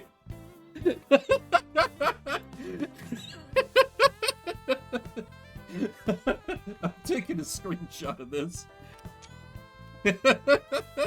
That's too good. Too relatable, honestly, right? I need to go. Well, that was certainly something. I'm sorry you two had to see that. What? It's as I said before, she absolutely detests me. You saw it, didn't you? She could barely look me in the eye. Oh my god. In any case, we're starting to run out of time. We should head back to the refinery. But we still don't know where the metal shard came from. From what Von Sanctus told us, I don't think we can find out exactly where it came from. If each of Von Sanctus's products has that crest, it could be any number of things. But hopefully Dracogen can help us narrow that list down.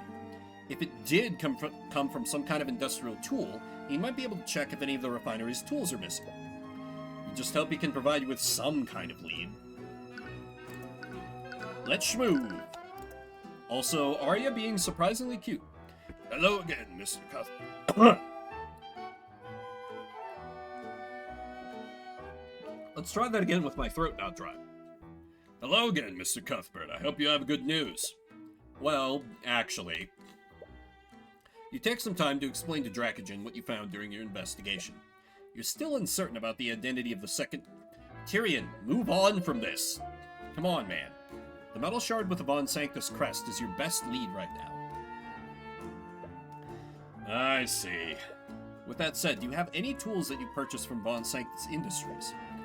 I do. He personally sold me quite a few when I first arrived in the city. I even purchased the security system for the refinery building from him. Really? Did you purchase anything else from him? Well, he also tried to sell me some of those arcane constructs. He told me I could be the first person in Ornax to own such innovative technology. But I turned him down. Really? But they seem so useful. I don't feel comfortable trusting machines to handle the work here. Those constructs require very specific instructions, and they lack common sense. That's true. We saw how unreliable they could be during the Nightgrave case. He heavily emphasized how exclusive this deal would be for me. Looking back on it, he was probably trying to make me dependent on his services. Yeah, I guess you made the right choice by refusing his offer. He did not purchase any. Anyways, have any of the tools from Von Sanctus Industries been reported missing? The Inquisition asked me the same question, so I took some time today to check my inventory. Why would the Inquisition ask him for that? Did Steelwind come to the same conclusion that you did? There was one tool that was unaccounted for. Really? What kind of tool was it? A rod of mending. It's a large tool that we use to repair damage on the machines. A tool for repairs. How large was it? Quite large, actually. It's called a rod, but it's more of a large, cylindrical tool. It requires 2 people to properly carry and use it. Wait, a repair tool like that would use transmutation magic, right? Ah, that's right. What if the rod of mending was a thing that weakened the guardrail? Is that possible, Dracogen? I suppose that is possible. Now that you mention it, I recall there being a way to reverse its effects. You never even considered that the transmutation traces were left by an artificery tool. It does lift some of the suspicion off of Aster. Okay. So 2 people, that actually backs up Tyrion's theory pretty well. Someone could have sabotaged that rail with the rod. They might have thrown it into the vat to cover their tracks. But it didn't completely dissolve. That would mean that they threw the rod in close to when Justin fell off of the walkway. It can't be a coincidence that these 2 events happened so close to each other. And we still have no idea who actually broke the guardrail. We didn't find a second body in the vat, and we don't have evidence that proves a second victim even exists. I feel as if we have more questions than answers at the moment. We've learned a few new facts about the case, though. And the Inquisition has verified the traces of transmutation on the guardrail. The burden of proof is still on the prosecution to prove that Dracogen is at fault.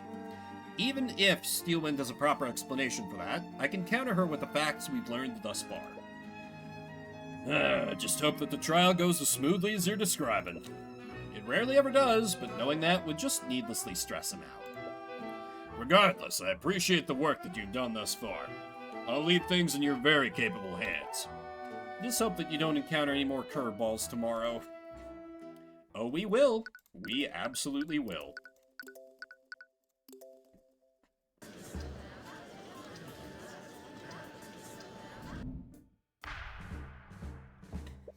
Court is now resumed for the trial of Stefanik Dracogen.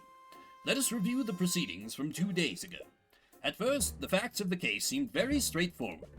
The victim, Justin Way, put his weight on a poorly maintained guardrail on the refinery grounds. Said guardrail broke, causing Justin Way to fall to his death. However, the defense presented a shocking piece of evidence in the previous proceedings. Traces of transmutation magic were found on that same broken guardrail. This new evidence implies that sabotage, if not outright foul play, played a part in the death of the victim. This evidence is also accompanied by conflicting testimonies from the witnesses. All of these elements have thrown quite some doubt on the validity of the prosecution's case. Yes, however, the prosecution maintains that the Dracogen Trading Company is at fault for Justin Way's death. Even though someone may have sabotaged the guardrails, the prosecution acknowledges that sabotage may have occurred at the scene of the accident. However, we also believe that there are several factors in this case that the court is overlooking. As we all know, several witnesses were present at the refinery at the time of the accident. The harbour master was showing a patron around the refinery. Mosarika Tudor was making a food delivery and entered the building. And of course, the victim, Justin Way, was obviously present as well. Each and every one of these people had no business being in the refinery that night. in the case of the harbour master and his patron, it would be hardly reasonable for anyone to stop them.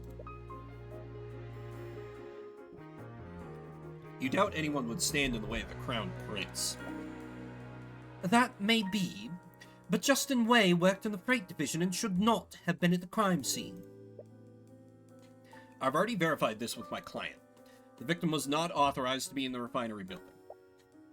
And who stopped Justin Way from entering the area unauthorized? Isn't the defendant's duty to prevent such individuals from entering the building? My client could be held responsible for Justin's breach of these set protocols. And you surely can't hold my client responsible for someone sabotaging the guardrail. This so-called sabotage is only theoretical until the proper culprit is found. I might be compelled to agree with you, Miss Steelwind. After all, there's no hard evidence that proves the traces of transmutation were left by a specific spell. What kind of mental gymnastics is that? Every part of the guardrail that had traces on it was rusted. They're bending the context of what happened to suit their purposes. Hard evidence means everything here, and the rod of mending has been reduced to shards in the vat. Without the complete rod, you can't prove that someone used it to sabotage the guardrail. Regardless, is it not the responsibility of the Dracogen Trading Company to ensure that its employees do not wander into restricted areas? Blaming a potential saboteur puts the cart before the horse. It doesn't just stop with Justin Way either. Why was Mosarika Tudor able to enter the building? She doesn't even work for the refinery, yet she was able to waltz into the building without any trouble. Actually, Steelwind does have a point about Rika. Shouldn't something have stopped her from entering that area? You doubt the Dracogen would show that kind of negligence. If that's true, I believe we should hear from Miss Tudor directly. Let's hear how easily she gained access to the refinery on the day of the accident. We've already anticipated that. Mosarika Tudor is prepared and ready to testify. Very well then. Bailiff, please escort Miss Tudor to the stand. I know, right? No one's gonna disobey a sign. That would be crazy. Miss Tudor, are you aware of why you've been called here today? Yeah. I heard everything from the gallery. Then you have no problem answering the following question. Did you encounter resistance when you entered the refinery the night of the accident? Witness, may I remind you that you are under oath to tell the court everything that you know. Failure to do so is a crime. No one tried to stop me. Sorry, Tyrion. You have nothing to apologize for, witness. The only one at fault is the Dracogen Trading Company and their negligence. Hey, that's... For the record, please testify in detail about how you entered the refinery that day, Miss Tudor. Okay.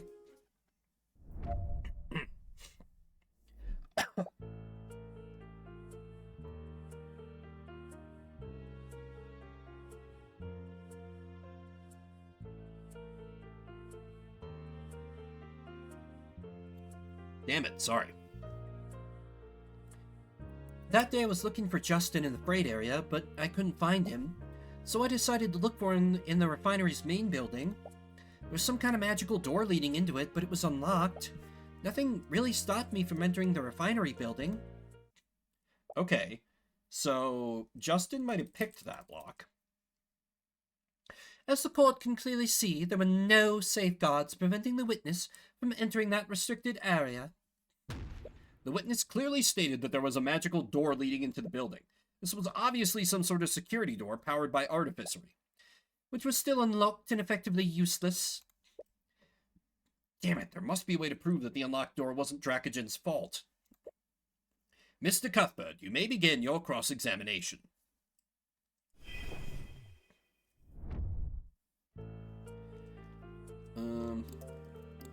We need to hear more about this door.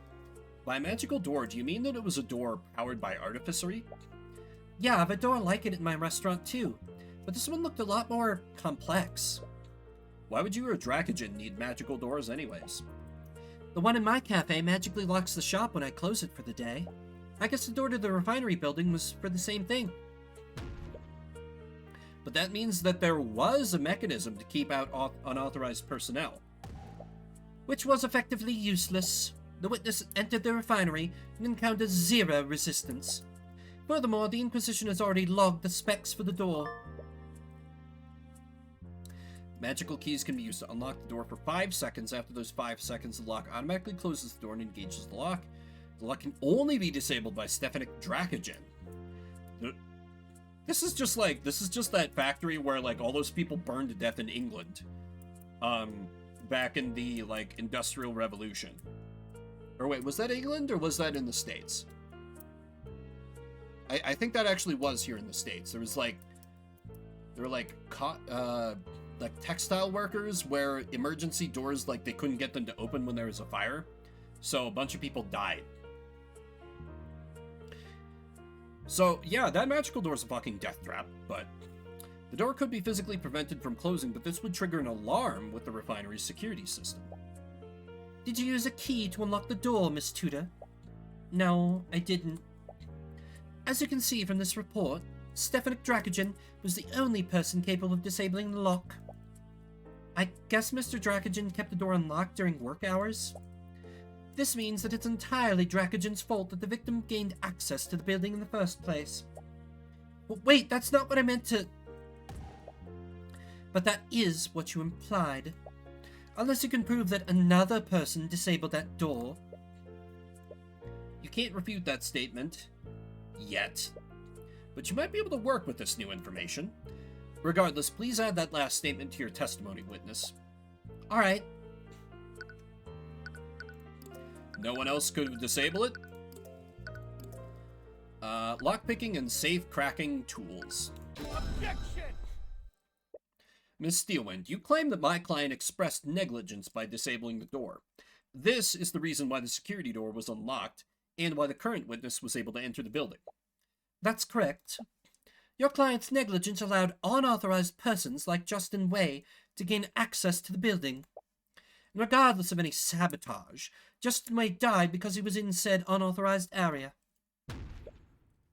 What if I told you that another person may have disabled the door? Not because of laziness, but for more nefarious purposes. What are you talking about? If you recall, the witness entered the refinery building and spotted Justin Way afterward. This means that Justin Way entered the building before her. So that begs the question, how did Justin Way enter the building? The answer is obvious. He entered the same way the witness did, through the unlocked door. Not quite, Miss Steelwind. Since this trial began, we still haven't answered why Justin Way entered the refinery building in the first place.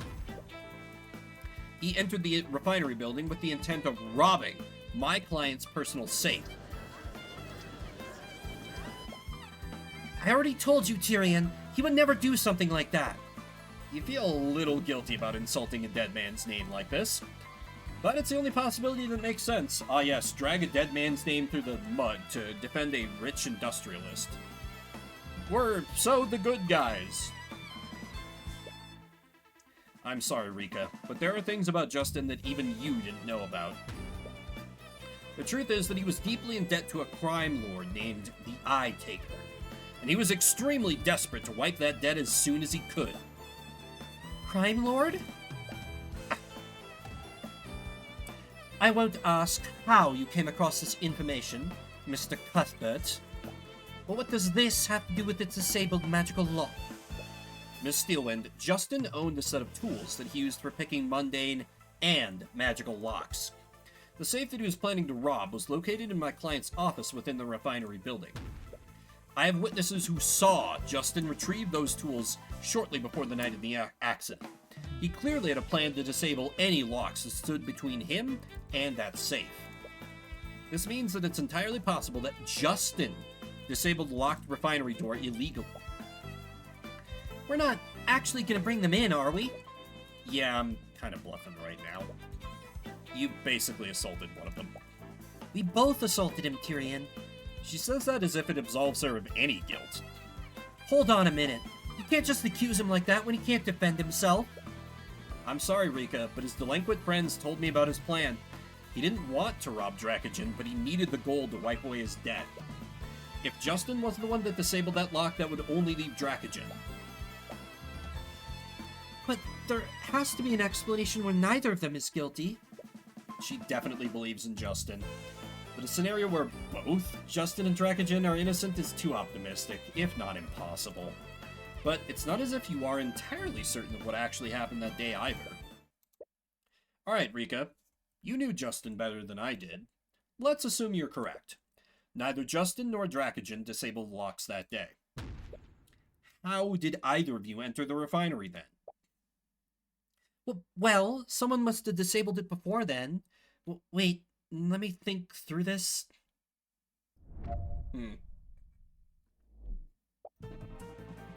While she's coming up with her line of bullshit perjury, or preparing to deliver it, rather, I need to take a quick break, and I think I need some tea for my throat, actually. Feeling a little bit of a tickle, but it's far too early to stop, so this will be a bit of a longer break, so feel free to get up, stretch your legs. Might be gone like a good 5 minutes or so it'll be a bit, but I hope you'll be back I hope you'll stick with me. Wham. Red Court, fun part of the game. Be right back. Well, not right back, be back in a little, whatever. You know what I mean.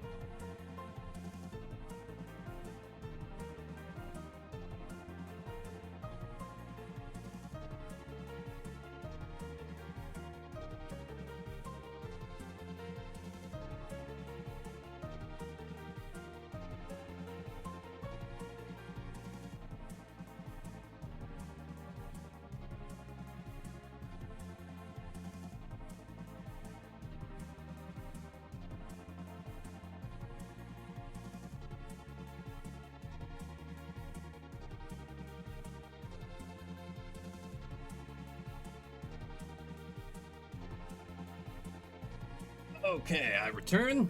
Thanks for hanging out in the meantime. Got some nice peppermint tea steeping. Plenty of people could have disabled the locks. Maybe one of the employees got lazy and forcefully broke it. There's also that nobleman who's with Mr. Morrison. He's a mage and he could have used magic to do it. It also could have been one of the maintenance constructs. I saw one working on the machines. Maybe one of them broke the lock. Okay, well, that one should not have been there because he never purchased any on arcane constructs. I can barely even begin to point out all the issues with your theories, Miss Tudor. If you recall, the entrance lock can only be disabled by Stefan Dracogen. Even Mr. Cuthbert's theory makes more sense than your list of suspects. Ugh, she's right. Doesn't matter how many suspects she presents, none of them had the credentials to disable the lock. So why do you feel like there is something else wrong with her testimony? The defense would still like to exercise the right to cross-examine the witness. What a waste of time. While the court agrees with Miss Steelwind, we also recognize Mr. Cuthbert's right to cross-examination. However, I will not allow the defense to waste the court's time. If nothing substantial is gained from your cross-examination, I will not hesitate to end it early. Understood, Your Honor. This one's easy. I can get this in one. Maintenance constructs.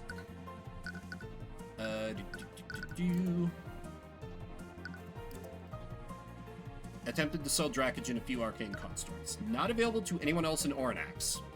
Objection! Wait, that can't be right, can it? Rika, you said that you saw a maintenance construct inside the refinery building. Are you sure that it was an arcane construct? Yeah, I've been keeping an eye on them in the Von Sanctus catalogs, but they're not available to the public yet. When you saw this arcane construct, what was it doing? I'm not exactly sure, but it looked like it was doing maintenance on the machines. Maintenance on the machines? But it shouldn't have been there in the first place. What was it doing there? More importantly, who sent it there? Where are you going with this, Mr. Cuthbert? Arcane constructs only perform the actions that they're ordered to do. A constructed arcane refinery would only take orders from their administrator, Stefan Dracogen. Unless you want to imply that the construct broke the lock on his orders. I agree. A construct owned by my client wouldn't have done that. But arcane constructs are extremely rare and not available to the general public yet. Furthermore, they are only produced and sold by Von Sanctus Industries. Lloyd Von Sanctus personally sold several products to the Dracogen Trading Company. However, when offered the opportunity to purchase his arcane constructs, my client turned him down. What? My client disliked the construct's flawed intelligence. He didn't want them working in the refinery. He turned down Lord Von Sanctus's offer in favor of utilizing human labor. Wait, then why did I see a construct there? Exactly. If my client did not own any constructs, why did the witness see one there? Or to phrase this question differently, who sent that construct there? Save human jobs, exactly. We don't need them goddamn clanks taking our jobs. Who? Why would anyone send an arcane construct into the refinery? First, let's consider the rarity of arcane constructs. They are hardly experimental and not available to the public yet. With all these elements in mind, there's only one person in the city of Ornax who could have done this. Wait, you can't possibly mean... I do, Miss Steelwind. Who sent the arcane construct? Few individuals had access to an arcane construct. And even fewer had the ability to disable the locked door without alerting the security system.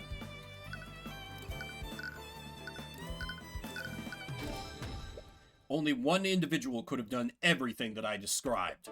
Lloyd Von Sanctus, the noble lord of Ornax. You can't be serious! Are you accusing Lord Von Sanctus of illegally sending a construct into the arcane refinery? What possible reason would he have to do that? When Rika saw the construct, she said that it was working on the machines. If that construct was sent by Von Sanctus, it didn't actually work for Dracogen. Wait, could that mean? Rika, when you saw that construct in the refinery, was it carrying anything? Yeah, actually. It was carrying a large cylindrical machine and it looked pretty heavy. Like it would normally need to be held by two people. Yeah, how did you know? It all makes sense now. Von Sanctus had been far too aggressive in pushing these charges. It wasn't because he was desperate to get rid of Dracogen, it was because he needed to cover up what actually happened. Mr. Cuthbert, where are you going with this? You see, Your Honor, the tool that the witness saw this construct carrying wasn't just any tool. It was a rod of mending, an artificery tool that channels transmutation magic. Transmutation magic. As in, magic that could be used to weaken and sabotage parts of the refinery. No, are you seriously accusing? Your Honor, Lord Von Sanctus sent a construct into the Arcane refinery to sabotage it. In other words, Lloyd Von Sanctus is responsible for that guardrail breaking. I think that's enough out of you, you upstart commoner.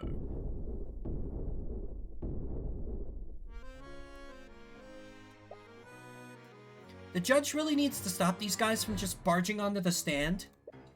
To be fair, who's gonna stop a noble from a pillar family? I've had enough of these blatant accusations.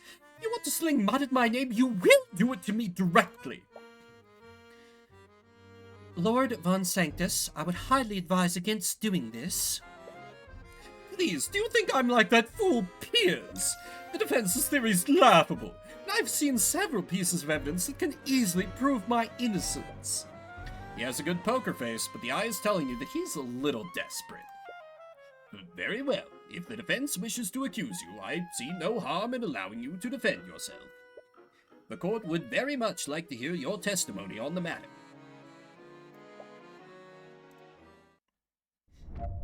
Time for you to dig your own grave. It is possible to order a construct to complete a complex list of tasks. Doing so is ill-advised. I'm sure you observed with the Nightgrave trial. Constructs are extremely prone to error when completing a long list of tasks. According to the defense, the saboteur stole a rod of mending and used it to sabotage very specific sections of the refinery. I would never trust a construct to discreetly complete such an intricate set of tasks unsupervised. And before you ask, I was miles away from the refinery at the time of the accident. I have several associates who can confirm this alibi. Therefore, I had no way of observing this construct from afar, nor did I have any way to communicate with it.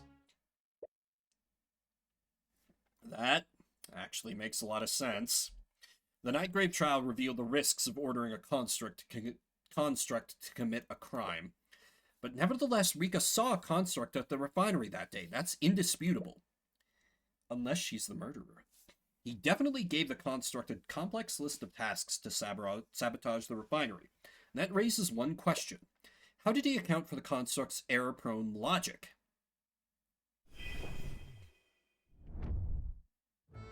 Your arcane art is abjuration. Ah, that's conjuration. Must be known to the caster. Conscious can be an object that is attuned to the caster's magic. Do you know send message? I might be jumping ahead a little bit, but no way to communicate with it. What if... Objection! Ah! Gotcha, bitch.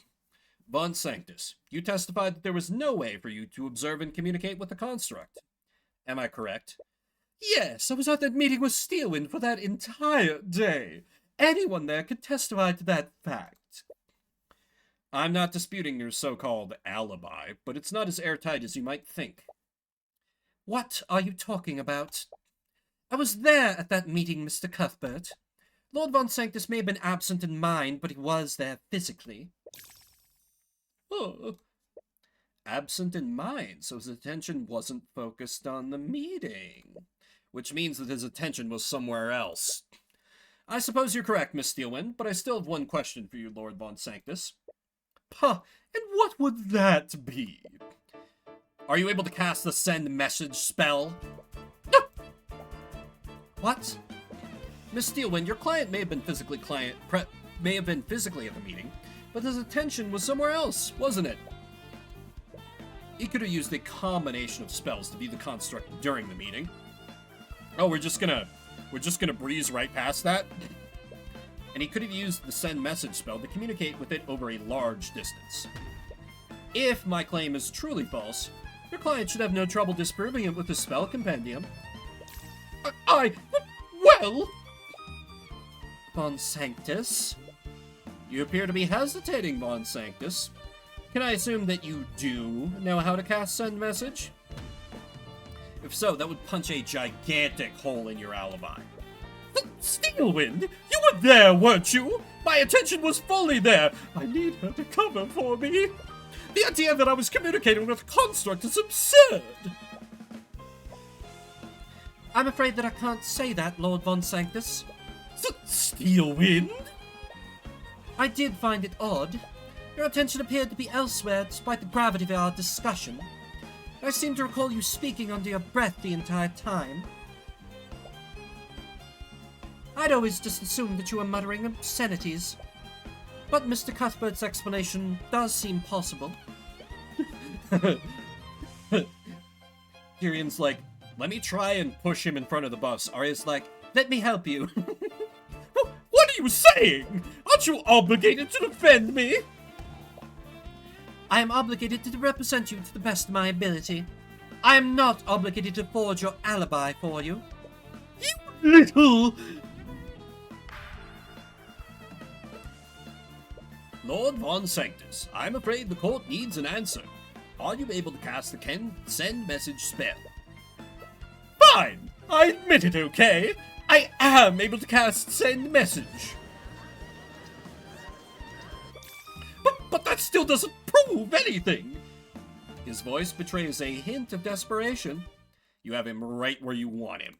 Now is our opportunity to deal the final blow.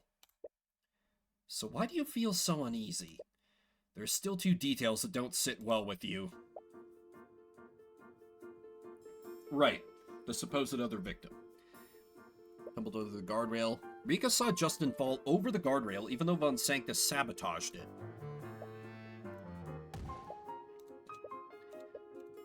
They both saw someone fall off a walkway, two different people. The second person that fell into the vat is still unaccounted for. I don't think that's true. Luckily, you didn't need to prove that this second person existed. But not having an explanation for Aster and Morrison's testimony still irks you. However, even if it's not a clean ending, there's only one way forward. And that's revealing Von Sanctus for the petty saboteur that he is. So did the Crown Prince, like, just kind of assassinate somebody and use this to cover it up? If so, that's downright fucking devious of him. That doesn't seem like it'd be in his character, but we haven't known him that long. Argument. Why did you hesitate so long to answer my question, Von Sanctus?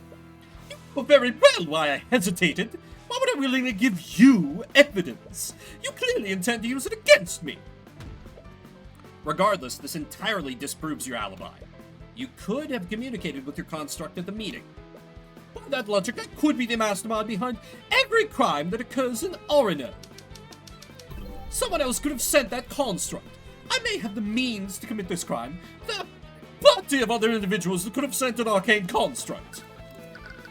They are not available to the public yet. Von Sanctus, you of all people, should know that the arcane constructs are not available to the public. When you attempted to sell these constructs to Dracogen, you promised him that he would be the first merchant in Orono to own one. That would own one. Since he refused your offer, that would leave you as the only owner of arcane constructs in... Oh wait, there's no you. It's probably not Orno. In Arnax? I feel like I pronounced it like 8 different ways this case. That would leave you as the only owner of arcane constructs in the city. That's... Well, I admit that I may not have been that truthful when I made my sales pitch. So you're saying that you lied to my client? Oh, please. Every good businessman knows how to embellish the truth in making a sale. I've sold constructs to other individuals. The truth is that I've sold those constructs to plenty of other individuals in Orono. If only it'd be too dangerous to sell it to anyone else. That's pretty clearly an intuition counter. Frankly, Von Sanctus, I find that hard to believe. After the Nightgrave trial, you must have been a lot more fearful about who you sold your constructs to. You only tried to sell your constructs to Dracogen so that you could control him. You wouldn't have done that otherwise. Is that so? Then why don't you prove it? No, Von Sanctus, why don't you prove your statement? Show us any invoice that proves you made a sale to someone in Aranax. Well, who says that the saboteur lived in Aranax when I made the sale? Are you serious? If the city is a trading hub, plenty of people come and go from the city. The saboteur could be someone who secretly entered Arano. Any one of my customers could have secretly entered the city to carry out the sabotage. We're in lockdown, you fucking idiot. Von Sanctus, you may have been right under any other circumstance, but the Kingsguard locked down the city on the day that accident occurred. No one except a select few individuals could have left or entered the city. And due to the gravity of the situation, the Kingsguard created profiles of everyone within the city. Why don't we cross-reference the records taken by the Kingsguard with a list of individuals who you've sold constructs to? But I suppose from your reaction, that list would come up empty. So why don't you admit to your crimes, Von Sanctus? Or do I have to drag the evidence into court myself? Wait, drag the evidence into court? Of course, how could I forget? What? Why don't you go ahead and do that, Mr. Cuthbert? Bring in your so-called evidence. I don't know where this confidence is coming from, but we can easily detect the traces of divination and transmutation on the constructs you own. Assuming that construct still exists, that is. Ah! Wait, that's right! If he used a construct to commit a crime like this, he would have definitely disposed of it by now. Even within the blockade. Oh! The second thing that the construct threw itself into the vat. With his resources, he could have hidden it anywhere in the city. It would be a needle hidden within a town of haystacks. We still have the testimony of Mosarika Tudor, and I'm sure many other people saw that construct walking around the refinery. The common folk could hardly be trusted to recognize complex artificery. Without the actual construct, all you have are several unreliable witnesses. Tell me, Lady Steelwind, can I be convicted of such a serious charge with such evidence? No, I suppose not. Damn it! Is he seriously gonna get away with this? No! You still have one card up your sleeve. If you could just find out where he disposed of the evidence, you might be able to direct the Inquisition there. Come on, focus his thoughts, Tyrion. Activate the Empowered Eye! Your undignified glaring will do you no favors. What? Why isn't it working? The Eye of Horus is a powerful tool, Tyrion. But that's twice now that you've used the Empowered Eye to get out of a corner. If you keep relying on that one trick, you'll never grow as an attorney. One day you'll find a witness that the Empowered Eye won't work on. Miss Timora was right. You've been relying on the Empowered Eye too much. From your silence, I assume that you have no way to rebut my claim. I suppose that makes a checkmate, you upstart commoner. Honestly, I can't believe you'd resort to accusing me of manslaughter. What a crass and underhanded tactic. But I suppose I wouldn't expect anything less from a charlatan like you. Damn it. No, don't let him walk. What the hell are you doing? What? That look on your face, are you seriously giving up? I've seen you get out of plenty of situations like this. So why are you giving up this time? I'm sorry, Celeste, but I can't use my usual strategies. There's no way to find the evidence that we need. Seriously? There's always a way, Tyrion. If your usual strategies aren't working, then you just need to do something different. She's right. You don't need to see directly into his mind to use your skills as an attorney. You may not be able to rely on the Eye of Horus this time, but you've always been able to rely on deductive reasoning. Well, it seems that you have no further questions for me, and you clearly don't have a shred of physical evidence to support your claims. I think I'll be taking my leave. I'm not quite done with you yet, Von Sanctus. Honestly, your desperation is almost pitiful. You should really learn to lose with dignity, Mr. Cuthbert. He's the last person you want to hear that from. Calm your mind and focus. You may not be able to read Von Sanctus's mind in the literal sense. You can still extrapolate his plan and his actions. Let's explore my theory a little more and see for ourselves if there's no physical evidence. If you wanted to use a construct, you would have needed to maintain constant communication. So to prove that this communication occurred, we would need something that connects you to it. Send message can normally only target a person, but arcane constructs probably don't count as people for the purposes of that spell. What piece of evidence would that leave behind? I like that all the answers here are that. The object that Lloyd Von Sanctus attuned to. An arcane construct isn't a person, so you must have used an object attuned to your magic to communicate with it. Miss Steelwind, if we were able to find that object, would that tie your client to the sabotage? Hypothetically, yes. Hello, good afternoon, how you doing? We're just about ready to prove this pompous noble guilty of moida.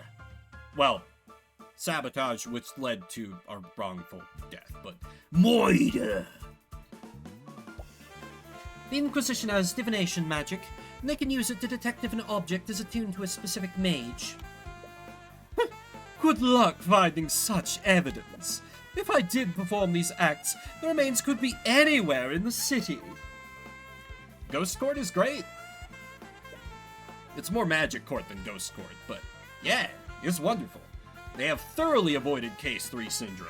It's been a little shakier than the first two, and you know, maybe it's just while I'm in it, maybe once it takes some time to digest, I'll be like, oh, actually, this sucked. But so far, feels good. I'm not so sure about that, Von Sanctus. Let's look at things from your perspective. Why would you do the things that you did that day? Knowing that will point us to where you ultimately hid the construct. Your intention was to sabotage the refinery without anyone finding out what you did.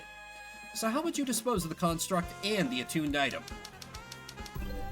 You could destroy it through the chemical vats. Wait, destroy? The evidence was thrown into the vat of volatile liquid. You used the vat of volatile liquid. Oh. You suppose that makes sense. You found the remnants of the rod of mending in there, too. Wouldn't that mean that the object is fully dissolved? Exactly. There would be no physical evidence for you to find. That's not necessarily true. You threw the rod of mending into the vat, and that didn't fully dissolve. What? The workers neutralized the liquid immediately after Justin fell into the vat. What? Neutralizing that liquid would have rendered it unsalvageable and useless. Doing that would have cost Dracogen a small fortune. Unlike you, Von Sanctus, my client values the lives of his workers over his profits. And because of that, the Inquisition was able to find pieces of bone matter and metal within the vat. Wait, the rod didn't fully dissolve. That means it was thrown into the vat around the same time that Justin fell into it. You wouldn't have thrown the rod into the vat until after you were done with your sabotage. And if you wanted to destroy the rod, you would have destroyed all of the evidence that you needed to get rid of. You would dispose of the construct. Come on, keep up. You would have also destroyed the arcane construct itself. But that's ridiculous! Lady Steelwind, why aren't you... I told you before, didn't I? I will defend you to the best of my ability, but I will not fabricate an alibi for you. You must have ordered the construct to throw itself into the vat to hide any traces of your sabotage. I like how when we're, fully, doing our thing, just in our flow, and tearing someone down, Arya's like, nah, slay, king, slay. When she's like, yeah, fuck this guy. A machine resembling a human threw itself into the vat. That means that anyone looking at the walkway would have seen this. That's it! The arcane construct was the second person that Aster and Morrison saw fall into the vat. That's why we didn't find organic matter from anyone other than Justin in there. The second body that Aster and Morrison saw was actually an arcane construct. How are you Wait, Mika was sure that she saw Justin fall off of the walkway. Oh yeah. Yeah, she's very, she's one of the good ones. She seems very reform-minded. Like, she has never objected so far, once we, clearly had them, to Tyrion tearing a noble the fuck apart on a stand. After she notified Master and Morrison, they saw the construct break the guardrail and fall into the vat. Wouldn't that mean that the construct disposed of itself after Justin Wei fell off of the walkway? Why would you order it to do that? Because it never happened! Your logic is flawed! He's getting stressed out. Maybe you should try using the empowered eye. No, you don't need it this time. You're so close to figuring this out. You can feel it. So think. If he was observing the construct through magic, he must have seen Justin fall. For some reason, he reacted by sabotaging the guardrail. Why would he ignore seeing that happen? Unless he did all of this because he saw Justin fall. Von Sanctus wanted... the broken guardrail to look like an accident. What?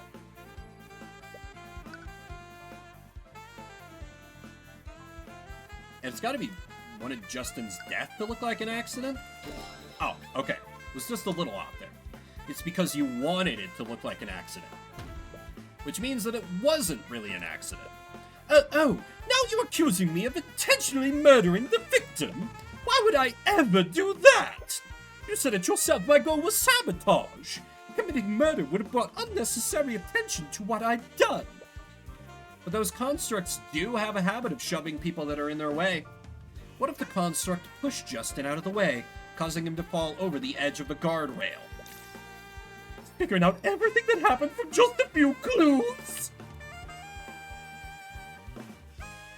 Hey, I didn't see you there. I was just walked past him. Acknowledged. What? Hey, watch it! Quit shoving me! Wait! Whoa! Holy crap! Pull me up! I can't hold on for much longer. You idiot! What are you doing? What? Grab his arm and pull him up! Acknowledged. Ah, my hand! What the hell are you doing? Your grip is too tight. Stop that! Acknowledged. Ah! Wait! I can still... He got dropped into the vat when he gave that order. It may have been unintentional. Either way, you would have been at fault for Justin's death, not my client. And if the construct fell in after Justin, your attuned object must be somewhere in the neutralized liquid. No, it's even better than that. Constructs are made from a specific magical alloy, aren't they? I'm sure with a few divination spells, we can identify the metal shards from the construct and your arcane focus. Each and every one of those pieces of evidence points directly at you, Von Sanctus. You petulant little upstart! And that's checkmate, Von Sanctus. Again. Why don't you save us all a little time, Von Sanctus? Admit to what you did. And while you're at it, drop your false allegations against my client. I have nothing to admit to, nor do I have anything to apologize for. Of course not. You're completely blameless, right? Do you think you've achieved victory here today? No, dissidents like you and Dracogen are absolutely deluded. Each and every breath you take only throws Wyvern further into chaos. You talk about these commoners as if they have even a fraction of the power that you have. Lady Steelwind, you need to see reason. They lack awareness of the power that they truly have. What? These people have infected you and His Majesty with these idealistic delusions. Yeah, absolutely. Like, the whole Magitech thing can get a little awkward in a lot of settings, but this game has pulled it off pretty well, I think. I agree with you there. I implore you, I implore both of you to see reality for what it is. No, Von Sanctus. The true reality is that people like you become threatened when we challenge your power. You all speak about the rights of the individual. You speak as if each and every one of you wouldn't stab each other in the back the moment that it benefited yourselves. You may hate the nobility, you may curse, scream, and blame us for all of your little problems, but the truth is that you need us. You need us to direct and lead you. You need us to maintain the fragile order that holds your peaceful little lives together. You talk about protecting the common folk from themselves. But the truth is that your actions led to the death of an innocent man. That is the only truth that matters. The defense has no further questions for the witness. He is dismissed. But very well. We did it again, Tyrion. And we even caught another murder in the process. Yeah, we couldn't get the case officially dismissed today. But it's pretty much inevitable with the evidence that we brought in today. That's interesting that it's not ending right away. Is there going to be another day to the case? This feels... Actually, it probably won't even reach that point. I've advised Lord Von Sanctus to drop the suit entirely. Word has already spread regarding the evidence that you brought forward. At this point, prolonging the trial would just harm his public image even more. That's great! Now you can build a case against him for Justin's death. About that, I'll probably be forced to recuse myself from any charges brought against him. What? Why? It's because you represented him in the suit, isn't it? It would be considered a conflict of interest to prosecute him yourself. Even though you're probably the only prosecutor that would convict him successfully. You're correct. As the head of one of the Pillar families, he has the justice system dancing in the palm of his hand.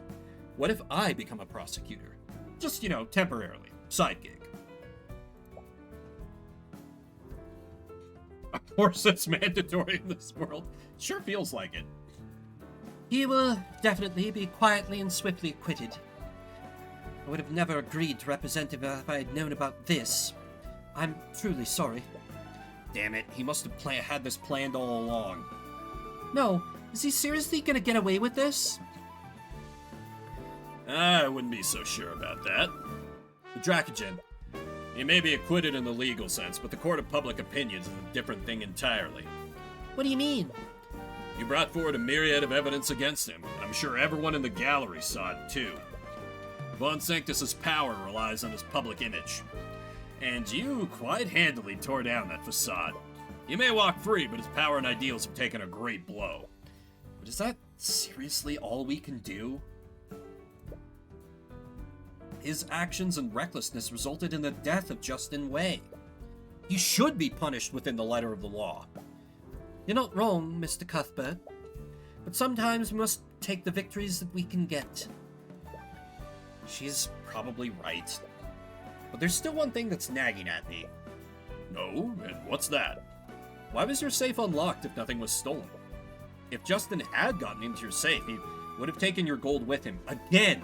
There could have been, proprietary blueprints that he could have made a copy of. It wouldn't still be there. Considering that nothing is missing, I'd rather leave it at that. Really? Justin was a good man. I'd rather not taint anyone's memory of him. Specifically, Mosarika's. Right, she was pretty upset about your accusations. Nothing was taken, so no harm was done in that regard. I suppose so. But I can't help but wonder what actually happened. Episode end. We're sticking to our case per stream.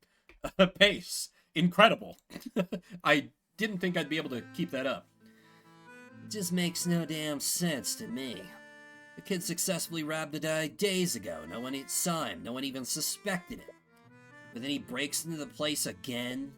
Also, he could put back the stolen gold. Doesn't make any sense to you, Eris. Perhaps he felt remorse for his actions, Father. Not everyone can betray the people they love so easily. And if that's true, I feel like there's a sense of tragic beauty to it all. If he had never tried to do the right thing, he would have never encountered the construct in the first place. He would have paid his debt and he would still have his life. It's true what they say. No good deed goes unpunished. It's a shame about the gold, though. I think we've more than made a profit today. I, for one, am happy to have claimed a boatload of tithes today. Ominous. I'm sure that's probably fine. Well, that is where I'm going to end off for today. I might, let's see. So next weekend, I basically will not be streaming at all because I will have family here. But I think I should be able to stream on Monday during the day. So I am thinking I continue Tyrion Cuthbert that day, just to keep kind of the pace going. Don't let it, like, kind of fall out of my brain more. No, she has a different power. She has some kind of power that's, like, some kind of outright, like, mind control. And it seems to be directly opposed to our power of the mind-reading eye. But it could be that we've been exacting some kind of toll from the people that we're, like, using the empowered eye on without realizing it. That could be a thing. That could be a thing. But yeah, her power is different, I think. It would be really interesting if it was the same. But that's yet to be seen. I don't really have enough about whatever the hell she is doing to theorize about that thoroughly. But she seems to have some kind of power beyond magic. Like, she seems to be some kind of, like, demon in an 18-year-old girl's body. So an 18-year-old girl. That's extremely unfair of me, and I need to stop talking any further. So I think I will return on Monday, like a week from tomorrow, with this game. And then Wednesday I should be able to go back to streaming Vegas Stakes. There will be no Shuffle Saturday. Sorry, it happens.